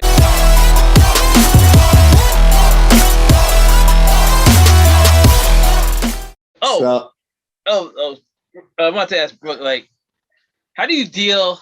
Now, I know you streaming, you deal with a lot of trolls. In fact, one of your catchphrases is like, "Stop trolling." Yep. How do you deal with the trolls, Dennis? How do you deal with the trolls? I think like sometimes you have to like gauge like their trollism. You know what I mean? And what I mean by that is like people troll differently. People troll to be racist. People troll to get a reaction out of you. People troll you to get you out of your game. Or people just troll because they want to know what it's like to be a troll, but they don't know how to troll. So you kind of have to gauge it and see where they go with it. If it's like racism, I typically just like to go right along with it. You know what I mean? And just feed it back with them. Because typically they want to get a reaction, so I give them no reaction. And then at that point, they're just like, all right, I'm gone. This is no fun. You know what I mean? Like your closet racism is you're not gonna get any value here. I'm not gonna give it to you. You know what I mean? So I'll just troll. Yeah, sure. Whatever you say, guy. Yeah, absolutely. Yep. You know, I'm an 8, right? Because, you know, you're exclusive from that, you know, even though the DNA says it. But anyway, you know, just stupid shit like that. Another one is like you'll get people in the chat and they'll try to like think they know everything about a game and troll you in that sense. Well, you shouldn't have did that, or you could have did this. And I'm like, well, fuck. Well, why don't I just give you my virtual controller and you just play the game for me? You know, that usually shuts them up. You know what I mean? It's like, why am I even playing this game if I'm not doing anything right? You know? And then you got like your baby trolls who are kind of interested in trolling, but they don't know how to do it. And it's just like, you know, they'll say stuff like, "You're fat." It's like, well, I mean, I go to like 4 buffets a month, so you know what I mean? I'm sure that's gonna happen. You know what I mean? Honestly, you just have to literally roll with the punches. Mm-hmm. And I really just try to have fun with it in any situation. I really do. Some people would say, well, you need to try to take those guys and turn them into a viewer. And I'm just like, nah, I'm just going to troll them back. I'm going to troll them real fucking hard. And I get enjoyment out of that. And it usually turns around where like whoever's in the chat with me, we're having a good laughs over this person. Really, that's how it usually ends up when I get, trolls or even just racist people. They come in or people that are like, they try to fat shame you or whatever, or, you know, or just whatever they're trying to do. I go in on them. I feel like all the rules are gone. And that's probably like the one time where I could just be like, I don't want to say shitty, but I can throw the rules of consideration out of there, you know, as the streamer, because you've clearly crossed the line. And it's like, okay, we could go there. Not a problem. So, and it helps me, right? Because like people, it helps you learn, like it gives you experience in dealing with that. And then on the other hand, the people that do roll with you on the channel, they see a different side of you. And sometimes you say things and it makes them think like I had one guy that was, because I had the Puerto Rican flag back then, and the guy was being racist to me. He's like, "You don't speak Spanish enough to be Puerto Rican." And then and literally, I had the same 10 people a week before. They're like, "You're Puerto Rican?" Yeah, I'm like, "Yeah, I'm half Puerto Rican." And what's the other half? I'm like, "I'm black." "Oh, you're not black enough. We don't want you." I'm just like, and you can't be anything. Exactly. And everybody in chat was like, "Well, what the fuck is he supposed to be, Casper?" And it's like, you know what I mean? And it makes people don't think about things like that, how sometimes you deal with it from your own group. You know what I mean? And it was a real eye-opener. I had somebody whisper me. It was like, "Man, how often does that happen?" I said, "It doesn't happen often as an adult, but I dealt with that a lot as a kid. A lot as a kid." where both sides was just like, God damn, bro, I'm not black enough, I'm not Puerto Rican enough. It's like, where do I fit? You know what I mean? It never affected me because I felt like I always fit in with people. But that's one of those moments where you give the aha moment or the light bulb to people in your chat. And it really doesn't affect you, but it affects them. And it's like they leave there and they're thinking about life in a different way for other people. And it's just one of those like enlightenment type deals. So sometimes that's what I'm talking about. Like you can flip that whole trollism into a whole different experience, you know, besides laughing and getting giggles. So that's really how I deal with it. I don't think I've gotten mad ever once or gone off or cursed somebody out. No. But yeah, that's typically how I just feed it right back to them, or I just roll with the punches. I think that's the best way to do it, really. Unless you're like some personality that's like Angry Joe type personality, then those are different kind of rules of how you deal with it. But a regular person, just roll with it and see where it takes you. And it's going to just help you get more experience on how to deal with the next person. Well, maybe I'll do this next time or whatever, or get some fart noises every time, you know what I mean? You know what I mean? I have one. What was the one? Nope, not that one. Oh, wait, it was this one. Yeah, I had the baby. And I would play this. I played this. You got a soundboard. I need a soundboard. And I played this for a guy that didn't like anything I was doing in Smite. And I'm Grandmaster. I'm like, and I said to that guy, I said, you know how many Grandmasters come to my stream? I said, everybody that's a Grandmaster, even though there's 50 of them in the world on Smite, it seems like there's a 200 that come to my stream. How is that possible, guy? And every time he would talk, I would just put that on and mute him in the chat. And it's just little things like that. He didn't like anything I did in the game. Nothing. Whether I 1v2 somebody, I stole the objective, it didn't matter what. I peeled for my teammate, couldn't make this guy happy. So I was just like, I'm just gonna baby this guy the whole fucking game. And that guy would come to me. And this was all the whole time I was on Mixer. Mustang, that was his name, Mustang_AJ, and he was a passive aggressive motherfucker.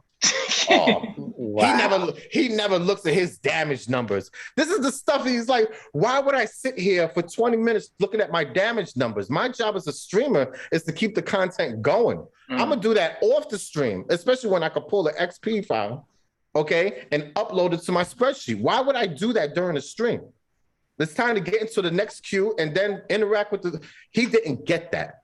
Oh, well, and I tried to explain to the idiot, like, and a lot of times people forget like what the streamer's job is, it's entertainment or educational. You got to get that stuff going. You don't want to be too much looking at numbers unless you're like a numbers stream, a finance stream or, blockchain or something, then that makes sense. But for me to sit there 20 minutes looking at damage numbers and all this defense propagation and mitigation, it makes no sense to me, So yeah, all right. Anyway, moving on. No, I mean you're absolutely right. Like you normally hear Dennis going back and forth with people. I'm just like, who's because I usually have you on a group chat or whatever. I'm like, who's he talking to? He's like arguing with dudes in his chat or in his stream. And I'm just like, what the fuck? Like people like, because I'm usually playing a different game. He's usually playing Smite. But I did get some of that hate when I was trying out, was it Dead by Daylight? Mm-hmm. Oh, and then it's like, oh, why are you babysitting the trap or whatever? Like, or you suck, bro. Like it's like you get all sorts of people like that. The keyboard warriors. They're gonna like troll you, whatever. That game is full of those kind of people. It's mind blowing. Yeah. Like, it's like I played every game that has a rank mode, and that's the one game that's a fucking party game with no rank mode, no matchmaking, and the people that play that game are the most toxic. It blows my mind. Yeah. It blows my mind. You know what I mean? Anyone could load up that game, play one game, and you'll have someone message you. Mm-hmm. It's that bad. I'm like, damn, like you have to go through the effort of having, okay, let me find his name. And type a message for him. Yo, and that's how like, it is. Bro.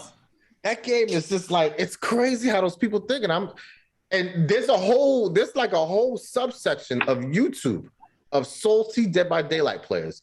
you could watch that for 2 or 3 years. What? And just find old content. That's not even the stuff that comes out every day. There's just nothing but salty killer games, salty survivors, all this other. They if you play killer, oh, why'd you have to kill me like that? Because I'm a killer. Because I'm a killer, right? Ooh, like, well, how do you ask that kind of question? It's that I play that game if I want to have fun and get reactions out of people. But yes, that it's a fucking party game, and you tell that to them and they lose their shit. You know, I'm like, yeah, you know what I mean? They lose their shit. No, this is a competitive game, and I'm like, oh my god, just move on, guy. You know what I mean? Yeah, but, yeah. I mean, like if you had the chance to play, if you guys at home like had a chance to play with Dennis and everything, you'll see that he's a fun-loving streamer. In fact, I have shared a screen time. I have a little clip. It was me. I think it was us two and Khaleesi. Dennis, we were playing Khaleesi. We were playing Friday the 13th. Oh yeah. I remember that. Real quick. If it ever looks. First, include your audio. It is included. Look, Brooke, right. there's a gun here if you want it, but I think you prefer the pipe. You know, melee. So, wait, that came out.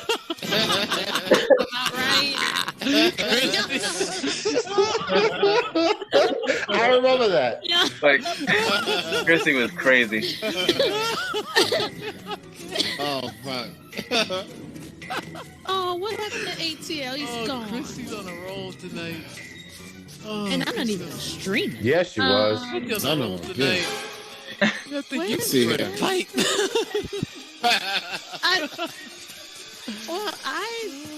Look at this chair.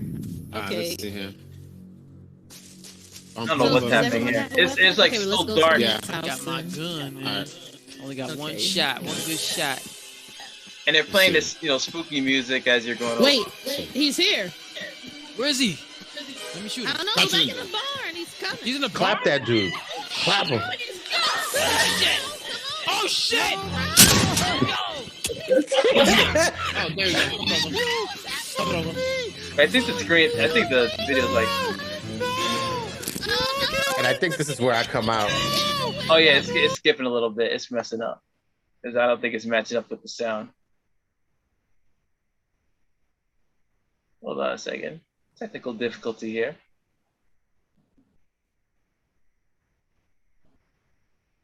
Oh, this is it. Okay.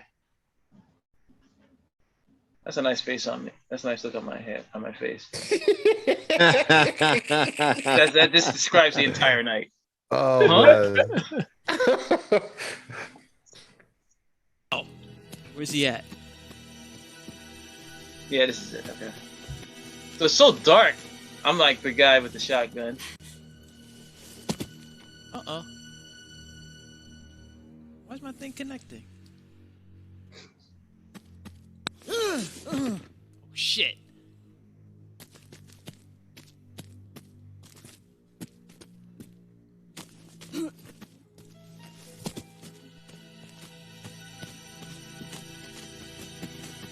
And we're waiting for Jason. So yeah, apparently Jason has the ability to teleport and God. stuff for people who haven't played. Friday Yeah. the 13th. Teleport to where you are. Okay. He just shows up. Yeah. Connect. Exactly. That's And I think we're. Oh, I think I was trying to get Chrissy to connect around this time. wait. I was saying include your Why we audio. get and what? stuff. Okay.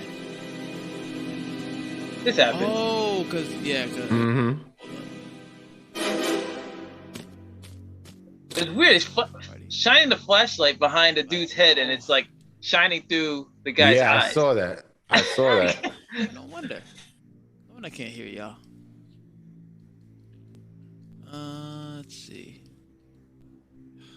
And then, Where you at, Chris. Where you at? Where you at? Where you at? Where you at? You got Christy? Yeah. and Talkin. She's offline. What the heck? Oh, see, it's not. Yeah, it's not syncing, but Shit. it's Okay, good. Hey, Chris. Yeah, it's for some reason it's not syncing with the sound, but yeah, it's fun. It's fun playing with Brooke. You know, it's a fun-loving streamer. You gotta have fun. That's for sure. Doesn't deserve all the stuff. back as Trevor, whatever this dude's name is. Thank you. There we go, Brooke. What's good? Oh wait, it's still playing. Oh wait, hold on. Jason in the southern It part is of the still world. playing. So don't There go. we go. Stop. Okay.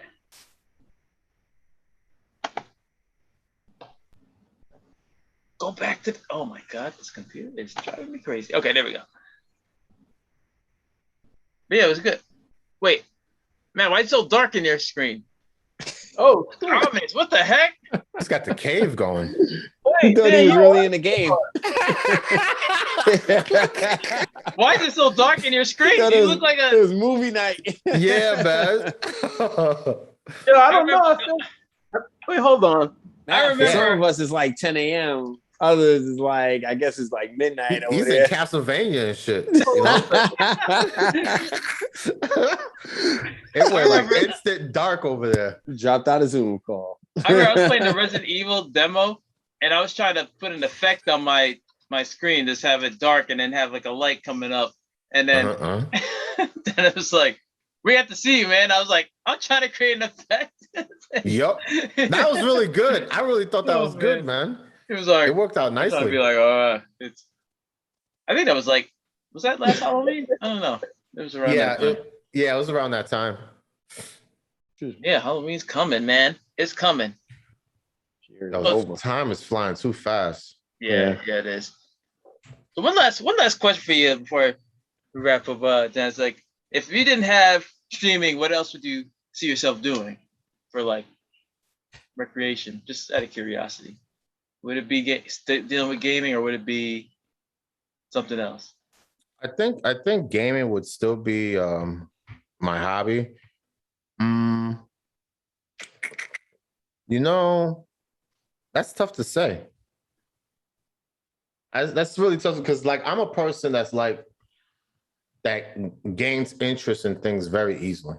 So like lately, I saw somebody flying a drone. I was like, okay, so I went and bought me a kit and built one. You know what I mean? Nice. And there's so I'm like that. So it's like it's tough to say. You know what I mean? Like maybe I guess one thing I probably would have tried is like do like a virtual food business. You know what I mean? From home, that probably would have been a thing, especially with COVID. That may have jumped up when I just start selling stuff out my window and shit. That may have come up. But I think definitely I would probably still be playing games. The one thing I would say is I wouldn't have a gaming PC. I probably wouldn't have put that together for sure. You know what I mean? That I can definitely say, because I got that strictly for the stream to do other things, you know, with the sounds and all that.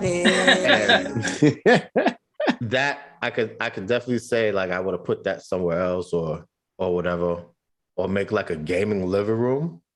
You know what I mean? That would have been dope. I guess that would be cool. Anyway, moving on. Or be a host for G4. Yeah, you know? Yeah, exactly. That'd be cool too. That'd be cool too. And I think definitely probably see with COVID, if there was no COVID, I probably did more traveling too. Like weekend trips. I could see myself doing that more often.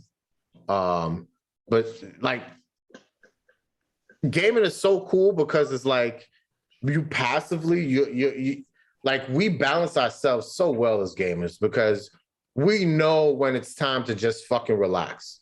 You know what I mean? Some people just keep going. Even when their time is off, oh, we got to go to this bar mitzvah, then we got a baby shower. It's just like, yo, just chill. It's like I see a lot of people that don't game, they do that to themselves a lot. Yeah. They don't know when to just do nothing and just chill and walk around in your gray sweats and just chill. You know what I mean? And I think that's something that gamers really have an advantage, and which is why outside the people that play too much, the normal gamer is pretty much ready for the work day or the work week. And I think we're very responsible. We get slack for being irresponsible people. And I'm like, I don't see that, because most gamers I know or come across, they're like, I gotta get sleep for work, or I got this test and I won't be around for a couple of days, Brooke, or whatever. You know what I mean? And that's one of those things I've never understood. Like, where does that come from? You know what I mean? It's just, all right, I went off on a tangent again. But yeah, that's good. No, that's just one of those things, like, I've always thought about, you know, like, where does that come from? And like, I guess we could just go off on a little bit of a tangent. It's like, I was watching they had interviewed one of these teenagers. He had won some big $1 million prize. I don't remember the name of the game, but it was in Asia. It was one of the Asia countries. And he was on USA Today, UK. And they were actually making fun of the kid because he was a millionaire instantly. He had won this big tournament. And the dude that was interviewing him is like, yeah, but you're less than 1%. It's not like you can make a career out of it. One of those comments. And I'm just like, why is this guy even being like that to him? Nevertheless, inviting him as a host, you're on this national brand fucking morning, news show, and you're talking to this guy like this. And I'm just like, where does this come from that, gamers get this like negative stigma about them, the irresponsibility. Yeah, it limited knowledge. This kid was like, I don't want to say kid, but he was definitely a teenager between that like 14 and 17. He's an instant millionaire. Granted, he won't be doing that all the time, but to just show him like that kind of flack is just like, why even put that out there? All right, yeah. You're supposed to be a journalist, and journalism, regardless of what you're reporting on, should be neutral. You see what I'm saying? You shouldn't have, he can think whatever he wants, but as soon as you're on that camera doing your job, it's neutral. So why even, that's crazy to me that he would make that comment. I don't know if I was the only one that picked up on it or what, but it was just like, what the fuck? That's how people are, though. Some people just don't know how to, news reporters and the station themselves, they set people up for those type of things, like set them up for failure because they don't know how to give you that open opinion to just ask the right questions and just let you be you. Correct. I mean, limited knowledge also, like, it's like, first of all, like, news reporters like that are going to know their audience, and their audience is going to be mostly non-gamers. But the stigma behind it is like, people who don't game, who don't understand it, or don't take the time to understand it, associate gaming with like the old school games like Super Mario or Candy Crush, all the little kiddie games. But what they don't realize is there are benefits to gamers versus non-gamers. Like the U.S. military utilizes gamers because of their increased depth perception and reaction time. I mean, and it's also reported that people who game during that time, it relieves stress, even though we're raging at the game, but it relieves stress and allows you that almost that Zen time. Like when I stream, I see it as an escape. When I stream for about 2 or 3 hours, it's an escape from whatever crap I'm dealing with on the outside, like paying bills, or I got a busted car or whatever else that I have to deal with, So correct. It does keep you in balance. Like Brooklyn said, it does keep you in balance and everything. So to completely dismiss, that's why I don't understand these videos of like, you got the gamers with these girlfriends. I don't know if it's like staged or not, but they're out there smashing their PS4s. Like, you're not paying attention to me. That would be instant breakup. I would take my cat and throw it right at her. Be like, he wouldn't hesitate. That would be a breakup instantly. Instant breakup, but not before I mess with her makeup day. You know what I mean? But, like, it's crazy. But thankfully, like, most gamers in the world are female. So all you gotta do is seek them out. You know, obviously, if you're a gamer and you're a gaming enthusiast, get you somebody who's into that. You know, they don't have to be a gamer themselves, but at least is cool with you being, you know, that it makes you happy. You know, I think that's very important. You know, for us people that play video games, is with the negativeness, the negative bias against us. You have to find somebody that's cool with it. You know what I mean? And you always get them that oh yeah, it's fine. But when you're in the relationship and she asks you what you're doing, you say video games, and she's like, again, it's like, obviously you're not cool with it. You know what I mean? Yeah. And I think that's, you really have to find somebody that's, you know, it would be great if you find another chick that games, because that's just something else you could do together. They're definitely out there, yeah. But you definitely have to find somebody that's fine with you spending money on a game and not her. I've heard that way too many times. Well, you just spending money on that. You just spending on me. It's like, God damn. It was like, what the hell? You know what I mean? And it's like I had one girlfriend. This was like 2 years ago, and she told me I spent too much money on my video games. And so she had this friend, he was a dirt biker or whatever. This guy's got dirt bikes just lined the fuck up, just lined up. These dirt bikes typically run anywhere from 21 to about $5,600. And I'm counting, I'm just doing quick math. He's probably got like close to about $250,000 in bikes just lined up, customized. And dirt bikes don't stay stock. They don't. You don't buy a dirt bike and keep it stock. You're putting another 1,500, 800 here, there. And he's doing races, so he's making money back.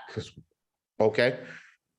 And I'm like, man, this guy spends a lot of money on what he does. And I ain't hating on him, but she made the comment in my ear, well, at least he's not gaming. And it's just like, like, what do you want me to, you want me to spend this amount of money? I say, what? So you want me to spend this amount of money for me to what? Do something with my life? You see what I'm saying? And at that point, that was like the first half piece of a straw. It don't take much for me before I'm gone. So it was like another comment. I was just like, this ain't working. I'm out. So I think for men, I don't know how it is for women. I think it'd probably be easier for women because, like most guys, they don't try to like, oh, why are you doing that? You know what I mean? Most dudes, if their girl is doing something that's not out of bounds, they're like, oh, okay, cool. We're cool with whatever they're into. But I think it's definitely harder for a guy to have that. Oh, especially like I have a coworker. He games. He's got a newborn baby, and you know the wife trips because the baby's there sleeping. He's playing video games. Like, okay, what's the problem? You know, like what else can you do at that point? You know, the baby's sleeping, and he's telling me, he's like, "Yo, the baby sleeps." He says he puts the TV up, and the baby falls asleep with the TV blasted, and the baby sleeps for like 3-4 hours, and this is like a 7-month-old baby, and that's unheard of. First of all, for a baby that young to get that much sleep in one block of time. You know what I mean? He does like that like 2 or 3 times a day because he's a stay-at-home dad and stuff, part-time. And it's just like, why is she tripping at you? The baby's quiet, his fat. You know what I mean? It's just little things that it seems like the even like for some people, even the action of even hearing I'm playing a game, it's just like it's like a neuron that's just, you know, bright red with the evil head, evil skull emoji embedded in everybody's head. Oh, he's gaming, you know what I mean? Like it's like, oh my God, it drives me crazy. But yeah, anyway, it's I think it's very important that you have a partner that can understand, you know what I mean? And I have one girlfriend, she just sit there and watch me, wouldn't say nothing, just chill. But she had to go to fucking Seattle for her career. So it's like, goddamn, we'd probably be married by now, you know? So that sucks, you know what I mean? You know, that sucks. So I think that's very important that like your significant other or your girlfriend just understands like this is not to be against you. You know, this is my hobby, whether I play video games or I like to cook for a hobby or collect fucking stamps or collect quarters. It's just a hobby like any other, you know what I mean? Yeah. But yeah. And we just had a whole 2-part podcast about like, you know, finding your purpose, and then it includes finding the right partner for yourself. And that includes like, you know, people being into or at least supportive of things that you like. Correct. You know, I mean, it makes it easier if they're into the same thing that you're into. You know, it goes for the same with girls. If you have a guy who's like not into video games and stuff, it probably most likely wouldn't work. You have to find yourself a gamer. And perfect place to find them is Comic-Con, PAX, any one of those little events. I mean, they're basically there. You know, and they're not old like, you know, the stereotype would be like, you know, they're just homely, out of shape and everything like that. You have some pretty good looking girls, attractive girls playing these games, you know. So yeah. I found a few on IG, but yeah, but they're definitely out there. And like I said, most of the gamers out there are girls. So, and they have the highest numbers on Twitch. If you ever look at Twitch, man, they have the highest subscriber numbers for obvious reasons. But no, I won't get into that. But that's a different podcast. No, same podcast, different episode. There you go. Same podcast, different episode. There you go. Oh man. All right. Well, anybody got anything for Brooke? Questions for Brooke? I just wanted to ask, so how was streaming during COVID? Like, how was it for you? I streamed less because I was working from home. I'm still working from home. So what I found was working from home made me like more productive and more creative because a lot of stuff I'm doing designs. So, and I'm coming up with designs that, you know, components map with each other, and I have to follow rules of Kirchhoff's law and Ohm's law and distances and traces. So I found myself very creative because I'm like in a space that I'm comfortable in, right? I'm in my home, you know what I mean? And my workflow changed because it would go from like work to like walk around the building and then work some more, take a nap for 10 minutes. And then I found what would happen is like, it would be like 7, 8, 9 o'clock at night and I'm still working. I'm like, what am I doing? You know what I mean? But I never skipped, like I never skipped a beat. You know what I mean? And I found myself like, it'd be like 9 o'clock, 8 o'clock. And I'm like, I'm supposed to be streaming right now. So for COVID, like I was actually streaming less. And that was crazy to me. And I was like, yeah, son. Yeah, these motherfuckers only getting 6 hours out of me. You know what I'm saying? I'll be playing on, you know. But no, man, I actually streamed less. You know, I would wake up at like 7 and I would just go all the way to like 8 o'clock at night.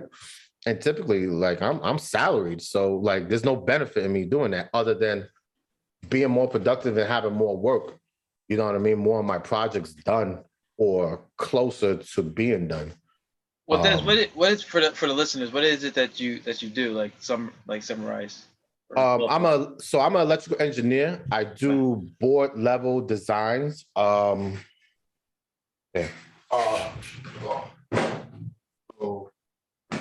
An idea.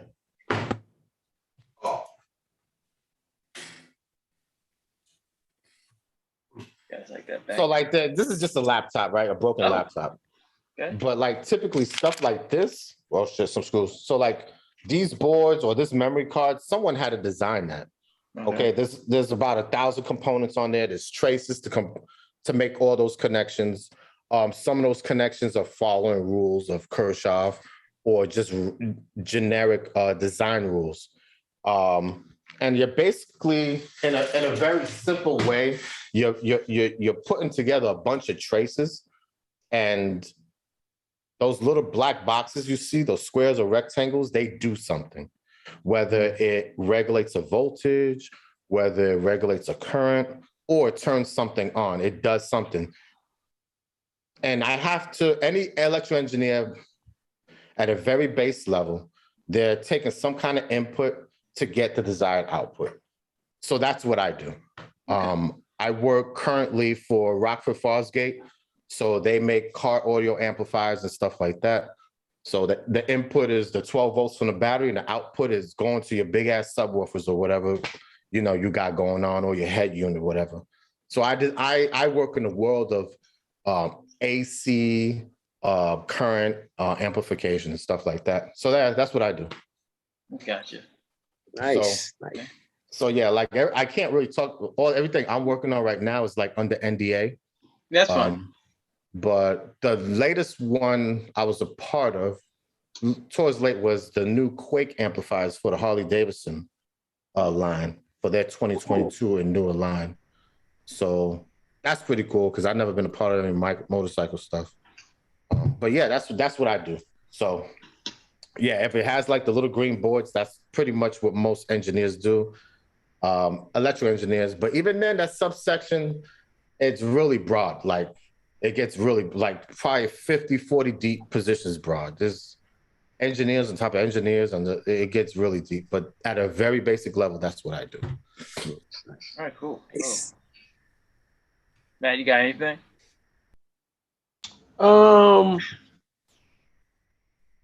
This is more for everyone. I guess I'd say favorite console. Oh. That's a hard question. I'm gonna say NES. All right, good choice. I'm gonna just go with NES because it's too many. It was so many games to count. You know, if you even tried right now, you could be on NES for years.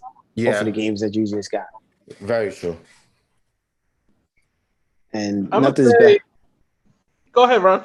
No. I was just gonna say nothing's better than like, you know, having an A and B button, and you ain't gotta go through like all these crazy buttons to just figure out a move or something. You know, one's to shoot, one's to jump. Let's go. Simple. I get it. Yeah, I get it. I would say N64. Oh, that's what I was gonna say. That was a good one. That was a really good one. It was just so simple, like because you have like all the consoles now. They all have like all these systems where you connect online, or you get connect with friends, or you got this microtransactions and stuff. If you buy stuff for the games and everything, it's just like everything is there. You know, they had games like GoldenEye or GoldenEye. The WCW versus NWO Revenge, and I think No Mercy came out after that. I mean, it was just a simpler time.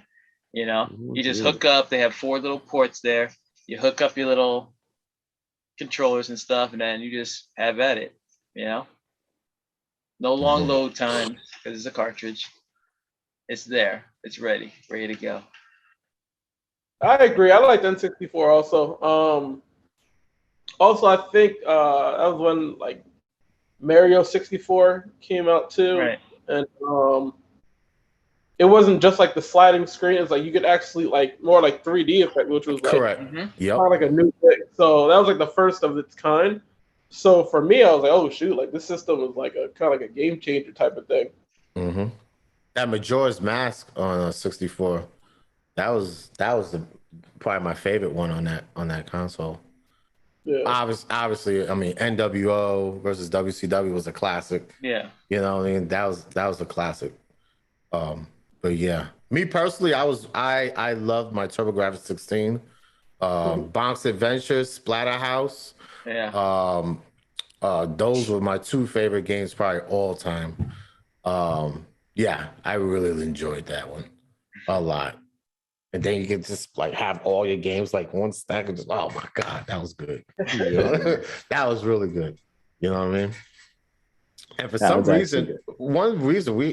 reason, like in that part of like my part of Brooklyn, like all the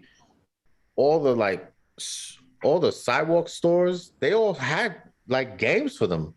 But if you went anywhere in the city, you have to go all the way to Manhattan or the Queens Plaza to get games. But anything in between, no one even had it. It was crazy. So like, and they were only like $30 games. It was still kind of expensive, but it was still like affordable. So it was just like, they were like, damn, okay, yeah, go ahead. You know, like the Splatterhouse, that was like $27. My mother was like, okay, she didn't even blink an eye. I was like, cool, sweet, let's go. Let's go. You know, that was probably the one system I had a lot of games for because the games were affordable too. You know what I mean? Maybe that's why I liked it. But yeah, Splatterhouse is probably number 1 console game for me. That was a really good game. Yeah, I never heard of Splatterhouse until like recently. Wait, is it? No, I'm thinking about. I'm thinking about something very different. I'm thinking about Splatter. I think that's for Nintendo. I think that's a totally different game. Yeah, check it out on YouTube. You'll see it's a really good game. Oh man, I never heard of Splatterhouse, so I gotta check it out. Yeah, it was a side-scrolling hack and slash, kind of Jason Voorhees type of game. Lots of blood and gore. They had like stuff splashing on the screen, which you only saw in arcade games.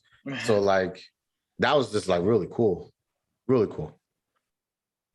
Yeah, I think someone brought in Wolfenstein to computer class, and we were supposed to be working on projects, and somehow we connected and everything. We were just playing that game. The teacher's like, "What the hell? You're supposed to be doing word processing." You know? You can't beat out Wolfenstein. Wolfenstein was great. That was a lot of fun. That was the game, man. That was the times you could like just give everybody copies of the disc, and they just put it in the computer, and you just do a little thing. Yo, let's try to bring back those games. Yo, is GameStop out of business yet? No. I still see the stores are still open. Got some partial stores open. Yeah. I'm surprised. I would be surprised if it's become an online entity. Like just like Amazon. You might just spoken into existence. Maybe. Mm-hmm. I mean, I still like GameStop. I love going there to just go get my controller. I mean, for me, I get the used stuff. That was my next question, actually.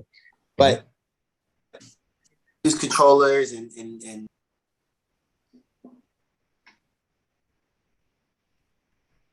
Yo, someone dropped. Run?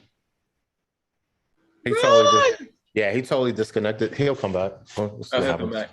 I don't even know what his question was gonna be. Ron's gone. I personally see like GameStop being around for a little bit longer. And the reason why is like, I think a few years back, they realized like the whole digital market is going to be the norm. And that's kind of why they bought ThinkGeek. They went into the cell phone business and stuff. They probably have, they'll still have a few more years with the whole physical stuff. I honestly think maybe they'll go into like, they'll make it like, has anybody been to that like Amazon store that's in Manhattan? It's like, it's an Amazon store, and basically they have all the lockers where you can pick up your stuff, but they also have items in the store, kind of like the store is just one giant vending machine. And you walk in and you can just buy stuff, whatever's on the catalog or whatever. And I could see them doing something like that.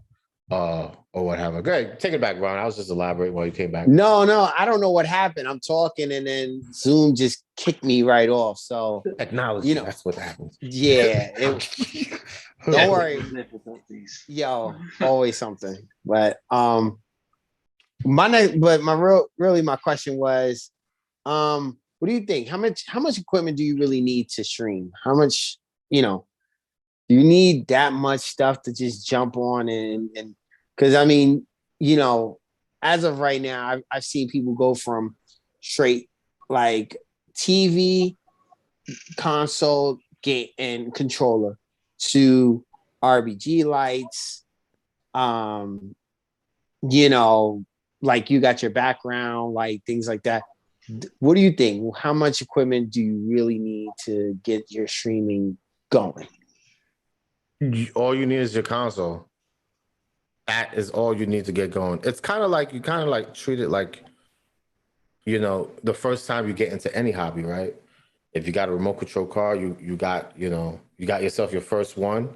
And then as you start, doing this and going off jumps, you start thinking, man, I need this, or I want this to be able to do this. And streaming is pretty much the same thing.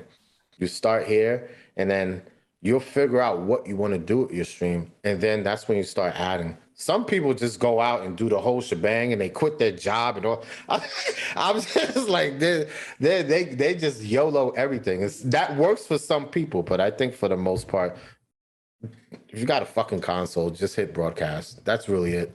and see what you want to do. You'll know. You'll just know like what you want. It's like getting your first apartment, right? You know, once you get your first apartment, you see the layout, you sleep there for a couple of nights, you're like, okay, I see what I want to do with the crib. You know what I mean? It's exactly the same way. Of course, with any hobby, you can go balls to the walls and spend all kinds of money. But I think if someone wants to try streaming, whether it be a career or just for a hobby, just hit the start broadcast. See if it's something you're even into, because like it sounds cool for some people, but I see some people, they stream and then they ask me the questions and I'm like, yeah, just do this, and I'm glad I told them just hit the broadcast button, because they hit broadcast and they didn't say anything to the chat. They didn't recognize the chat. They didn't even know. They're like, oh, there's people here. It's like, yeah. It's like, what the fuck? That kind of, what happens when you hit that broadcast button. Mm-hmm. So I would definitely say just start bare bones. Just do it. That's one of the things you just got to just do it. And then you'll figure out where you need to go with it from there. You know what I mean? Technology's dirt cheap too. You know what I mean? Like webcams are $20 now. You know what I mean? And if you're a real cheap bastard, you can get a Chinese one for like $4. There's no excuses. You know what I mean? There's no excuses. Absolutely. Go ahead, G. He's definitely right. Like when I first started, like I didn't have, I just had my voice out there. But I knew like you have more of a chance of being seen and your algorithm will be bumped up if you have a camera and people can visually see what you're doing, and it took me a while to figure out my setup and everything, make sure, I have bottoms on, like shorts and everything, because I know I'm more comfortable if I'm just in my boxers just playing. But I remember, people are watching me publicly. So if I happen to get up and say, oh, I got nothing on at the bottom, then I make sure I got shorts on or something, something to keep it PG. Also, your backdrop or whatever, I think a lot of these consoles, like I know PS4 is very stream friendly. So at least with the camera, the VR thing, they allow you to add a chroma key, which means you could do a backdrop, like a green screen backdrop. You can have your background actually cut out and it just shows you, and you can actually be immersed in the game. I think I did that with my Resident Evil Village stream, and I was actually cool. in the game itself.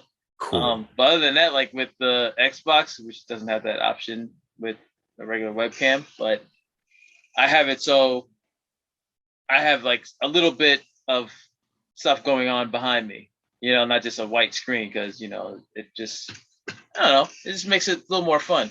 I make sure not to have my hamper for my dirty clothes be visible. I just make sure my door is closed so it's not showing all the goings on in my closet. So it's all stuff you set up. Like it depends. It really depends on how you want to be portrayed, how you want to look. You want to see what's the best way I look. Is it from the bottom, from the top? You figure it out for yourself. As you go along. But yeah, first thing you got to do is just hit the broadcast button and start playing. And if you find that you're like an animated player, like my niche is basically I just rage at the screen, and people find that entertaining. So you just be yourself. That's the best thing you can do. Don't try to be, someone else. Don't try to be over the top, because people can sense it, that you're not being natural. Yeah.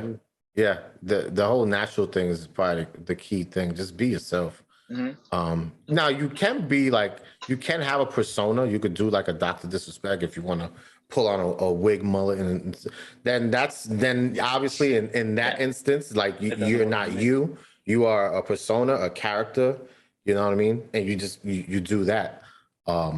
But yeah, definitely just be yourself and all that. And I think like backgrounds, like I've noticed like there's a meta where like people are streaming more in like comfortable areas, their bedrooms and their fucking kitchens.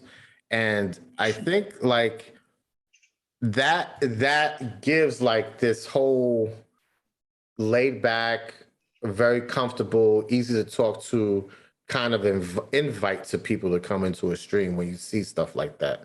Now, granted, your bedroom is just all messy, then that's going to just detract from that. But I find it like a little more comfortable. Like if I see somebody and they're in their bedroom and this bed's made, it kind of makes you think like, what kind of person is this? And they have a bookshelf, and you just like, you see their books, and you kind of see like, you know how some books, when you turn them to the side, they have that pattern.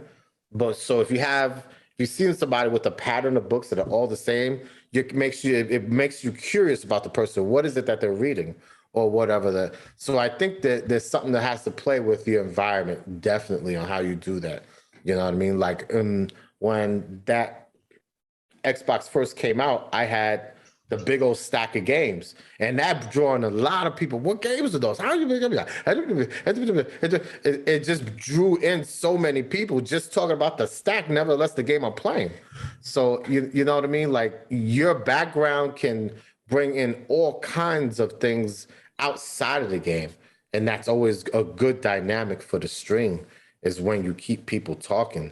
And if it's not even about gameplay, that makes it better, because now you have two levels of conversation going on in your chat, and it makes it really dynamic.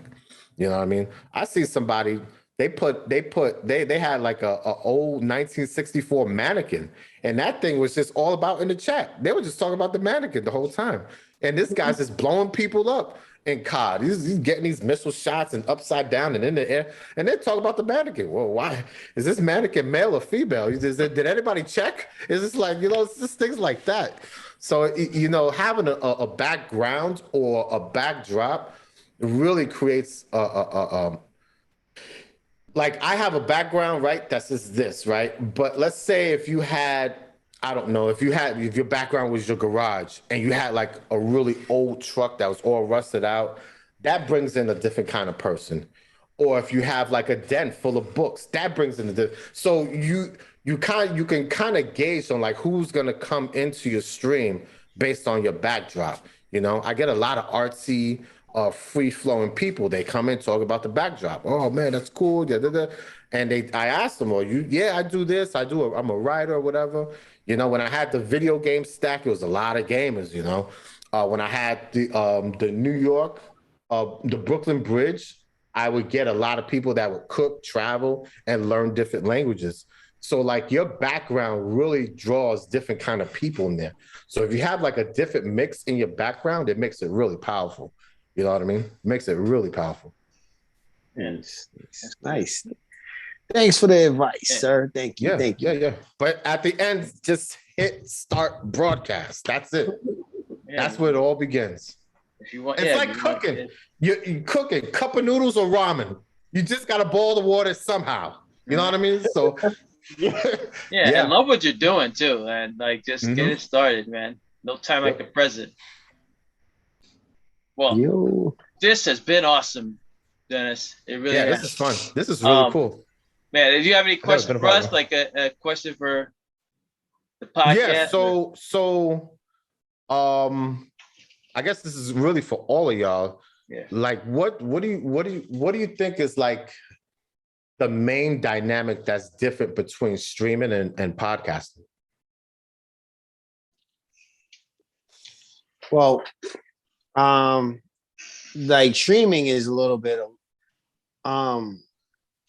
a little more involved, I think.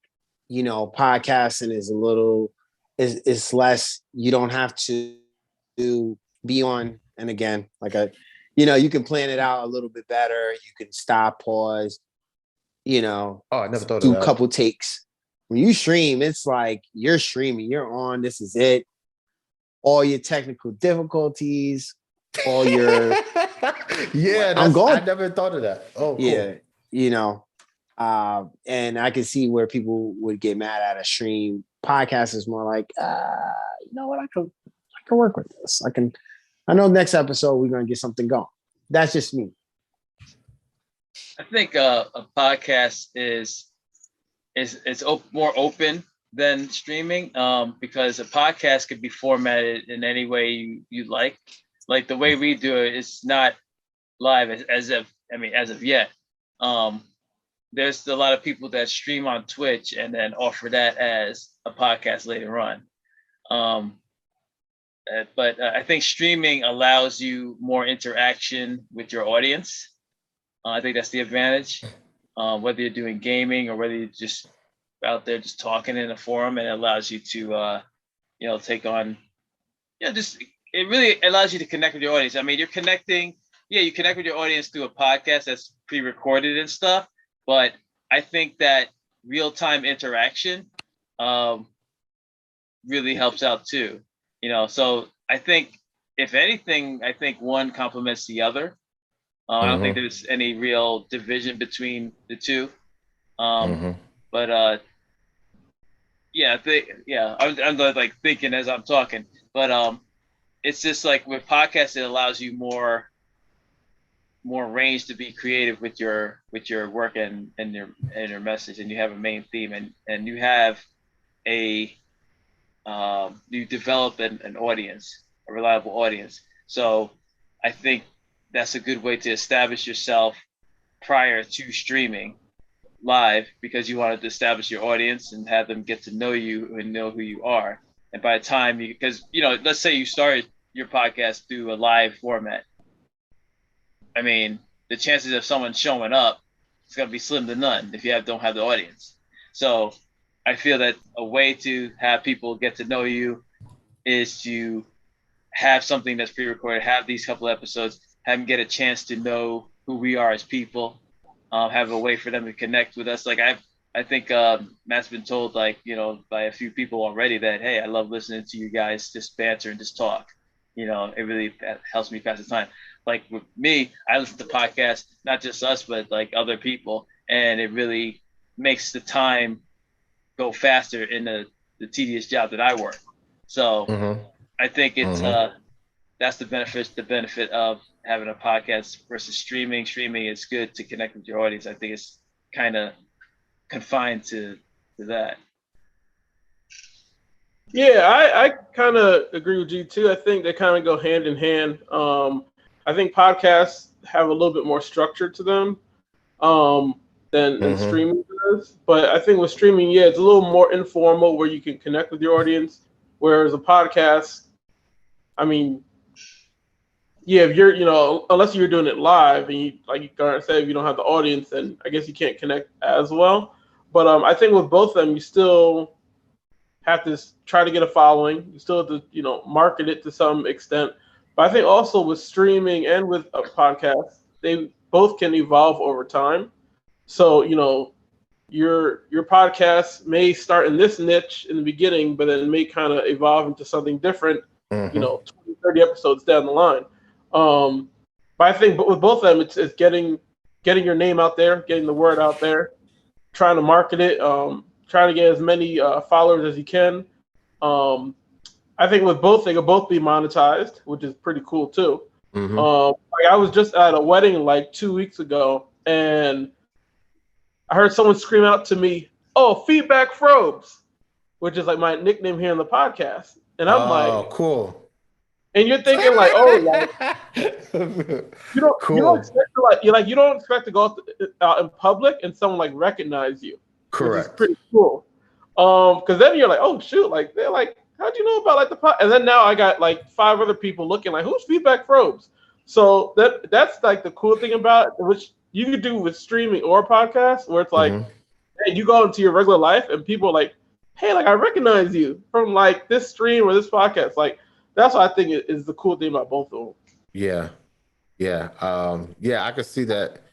Yeah, being really cool. I totally never even thought about like the structure, because the structure of any kind of live stream is it's kind of like dynamic, right? You can plan it, but like you're feeding off of your chat, and it could go left or right or just forward. You know what I mean? And I see some people, they try to plan it, and for some people it works, but a lot of times they try to force like, okay, news time into their stream and do this, but everybody else still wants to see gameplay. And so that I never even thought of that. Definitely, there's a definite difference in the structure on how the two platforms are different. And that's the thing, like with the podcast, like we really have to think about, okay, you have to plan. What are we going to talk about next week? You know, who are we going to have on? What questions are going to be asked? We also got to be, remain cognizant of the amount of time that we're talking too. We got to try to, make it flow a certain way as well. Not too many, silent moments, making sure we're not cutting each other off to the best of our ability. Where I think a stream is kind of just free flowing a little bit more.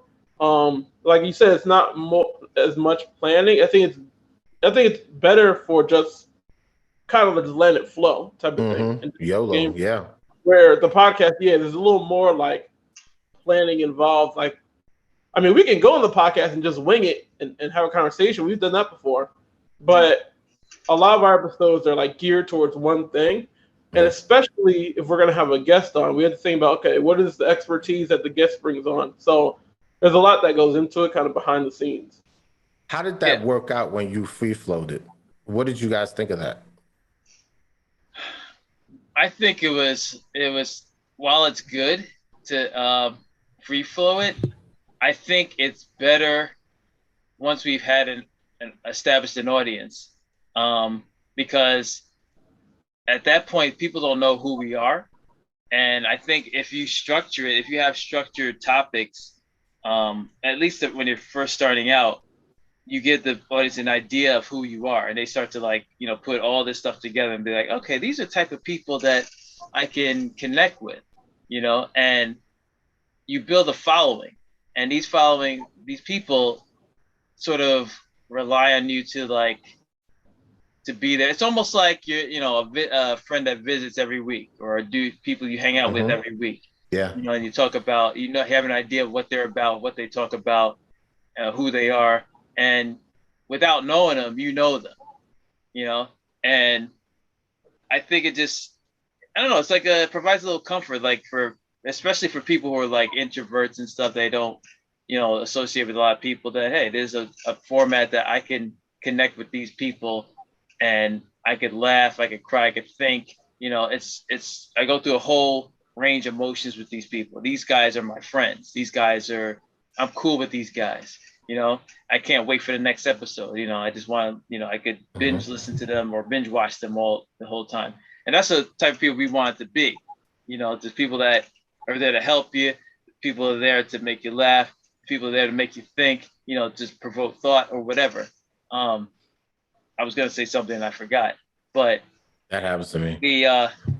We just want to be, and I think I think the free flowing would be more appropriate if we were live streaming, but by then we would have had established an audience that we know that's going to tune in, we know that's going to interact with us, and they know how we are, and then from there be new people that come in, they who knows where they may start from our pre-recorded podcast or start in a live stream, which we would do eventually.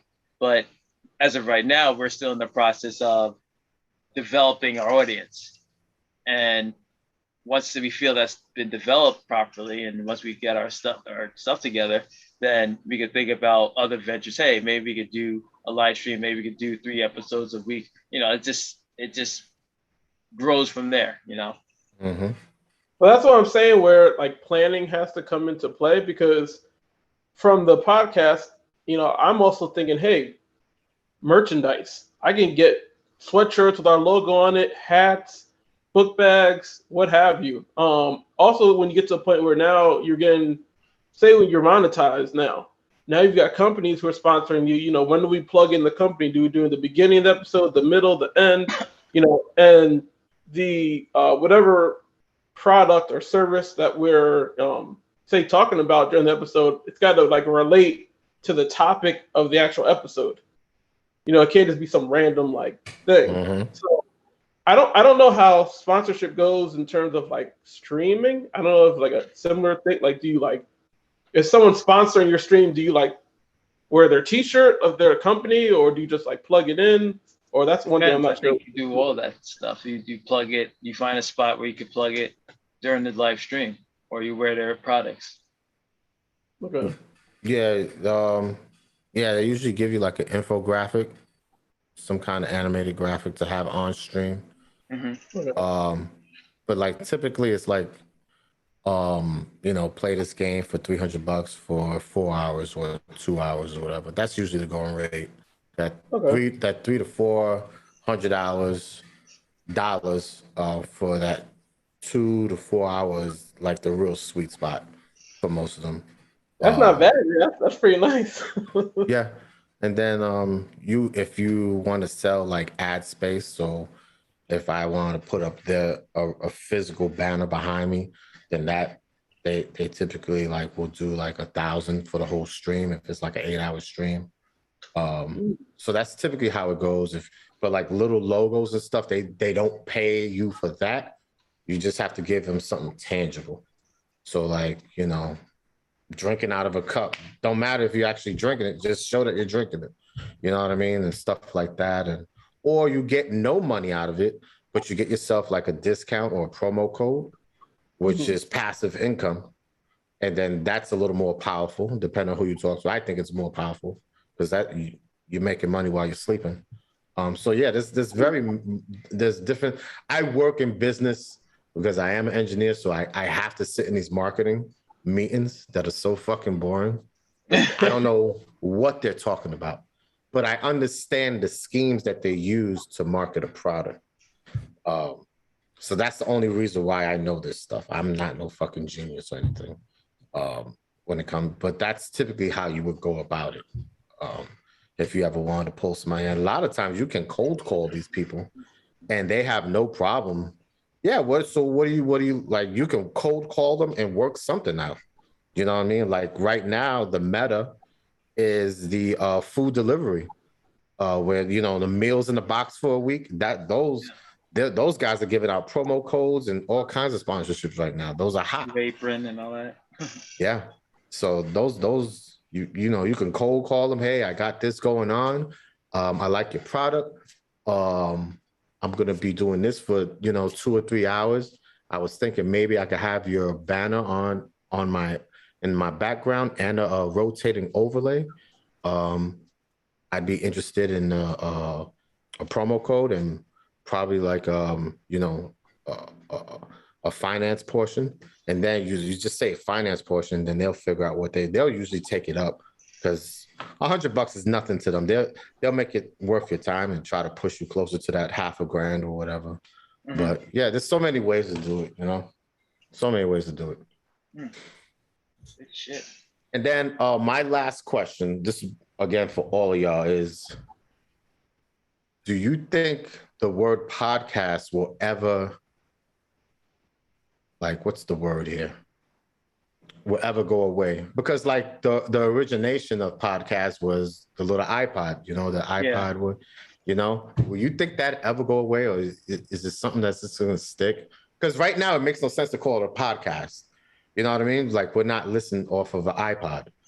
So it's just like, I wonder if there's ever going to be a piece of technology that takes over that name, or are we just stuck with that?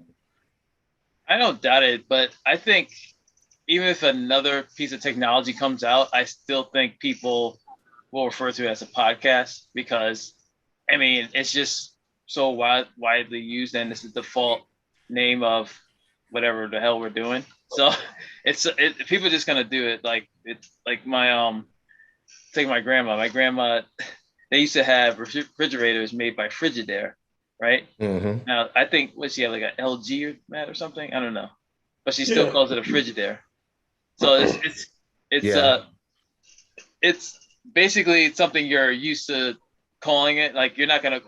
Obviously you're not gonna, like if you have a different, let's say, gaming console, you're not gonna call Xbox a Nintendo. But it's because it has an actual clear name. But if you have something, I don't know, something it's so widely used and it's grown in popularity since the pandemic that I don't think it's going to be called something else. They may call it like, this is my program or whatever, but I think podcast is just going to be called podcast.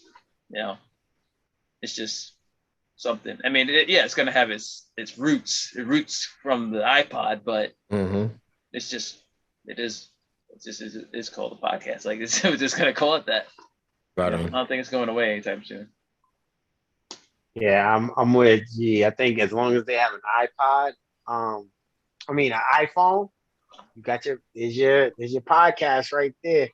Mhm. So, as everything, something always comes and goes, but I think it probably will evolve, or as it is now, evolving and keep getting stronger, and something else will take over.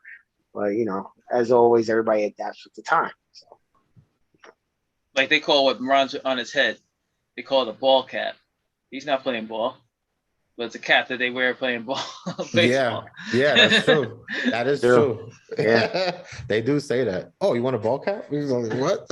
What? Who's that? Like they have ball caps that represent landscaping companies. They're not playing ball, but it's a ball cap. Yep. So it's just something that's just picked up. They just use it. They just go with it. They may come out with a different term for podcasts, but even with like you said, like the ball caps, like you can call that a fitted. I mean, you can call it a snapback. It's still a ball cap, basically. I mean, there's different names for it, but it's basically gonna be like the same thing. Mm-hmm. Cool. All right, man. This has been awesome, Des, but we gotta let you go. But before we do, where can people find you? Online, not at your home. You can find Ding dong. Who fucking you? Where can I find this man? Oh man. Oh yeah, you can find me on all the socials. It's all linear. Brookers 11B. No matter what it is, you can just find me there. And that's really it. I keep it simple. Not hard to find me. All right. And links will be in the description. And then Ronnie P, you can do your Again, second promo, I'm forgetting everything. TSR photos, IG, TSR reviews on YouTube, and that's it. That's pretty much it. Those are the only two I got right now. And of course the Straight Up Ish podcast, of course. Yeah, thanks for the promo on TSR photos. We saw that. Yeah, I'm like Dennis. I like to keep it simple too in the socials.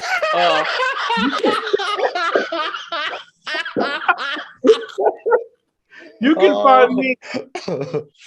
You can find me on Straight Up This podcast.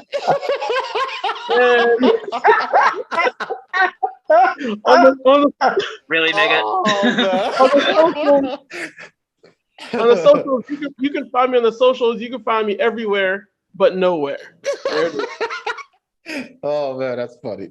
Oh man, he's like Jason Bourne. I know. He basically has. I don't know. You're just like I don't know what you are. You're like one of those hitman guys. They have no identity. They just have barcode. That's what I said. Jason Bourne. He's just out there in the world. No spy camera, no nothing. He has no. Exactly. Unbelievable. You can find your boy GNet, actor page Garnett.Galloway on IG. You can find my cosplay YouTube page. This is GNet. My gaming YouTube page and Twitch, Gimme Games, that's G1MMEZ, GAMEZ. Also my cosplay IG page, which I always have trouble spelling. It's Genetics Cosplay, GNETIXKOSUPURE. Got it. Check me out on all those socials.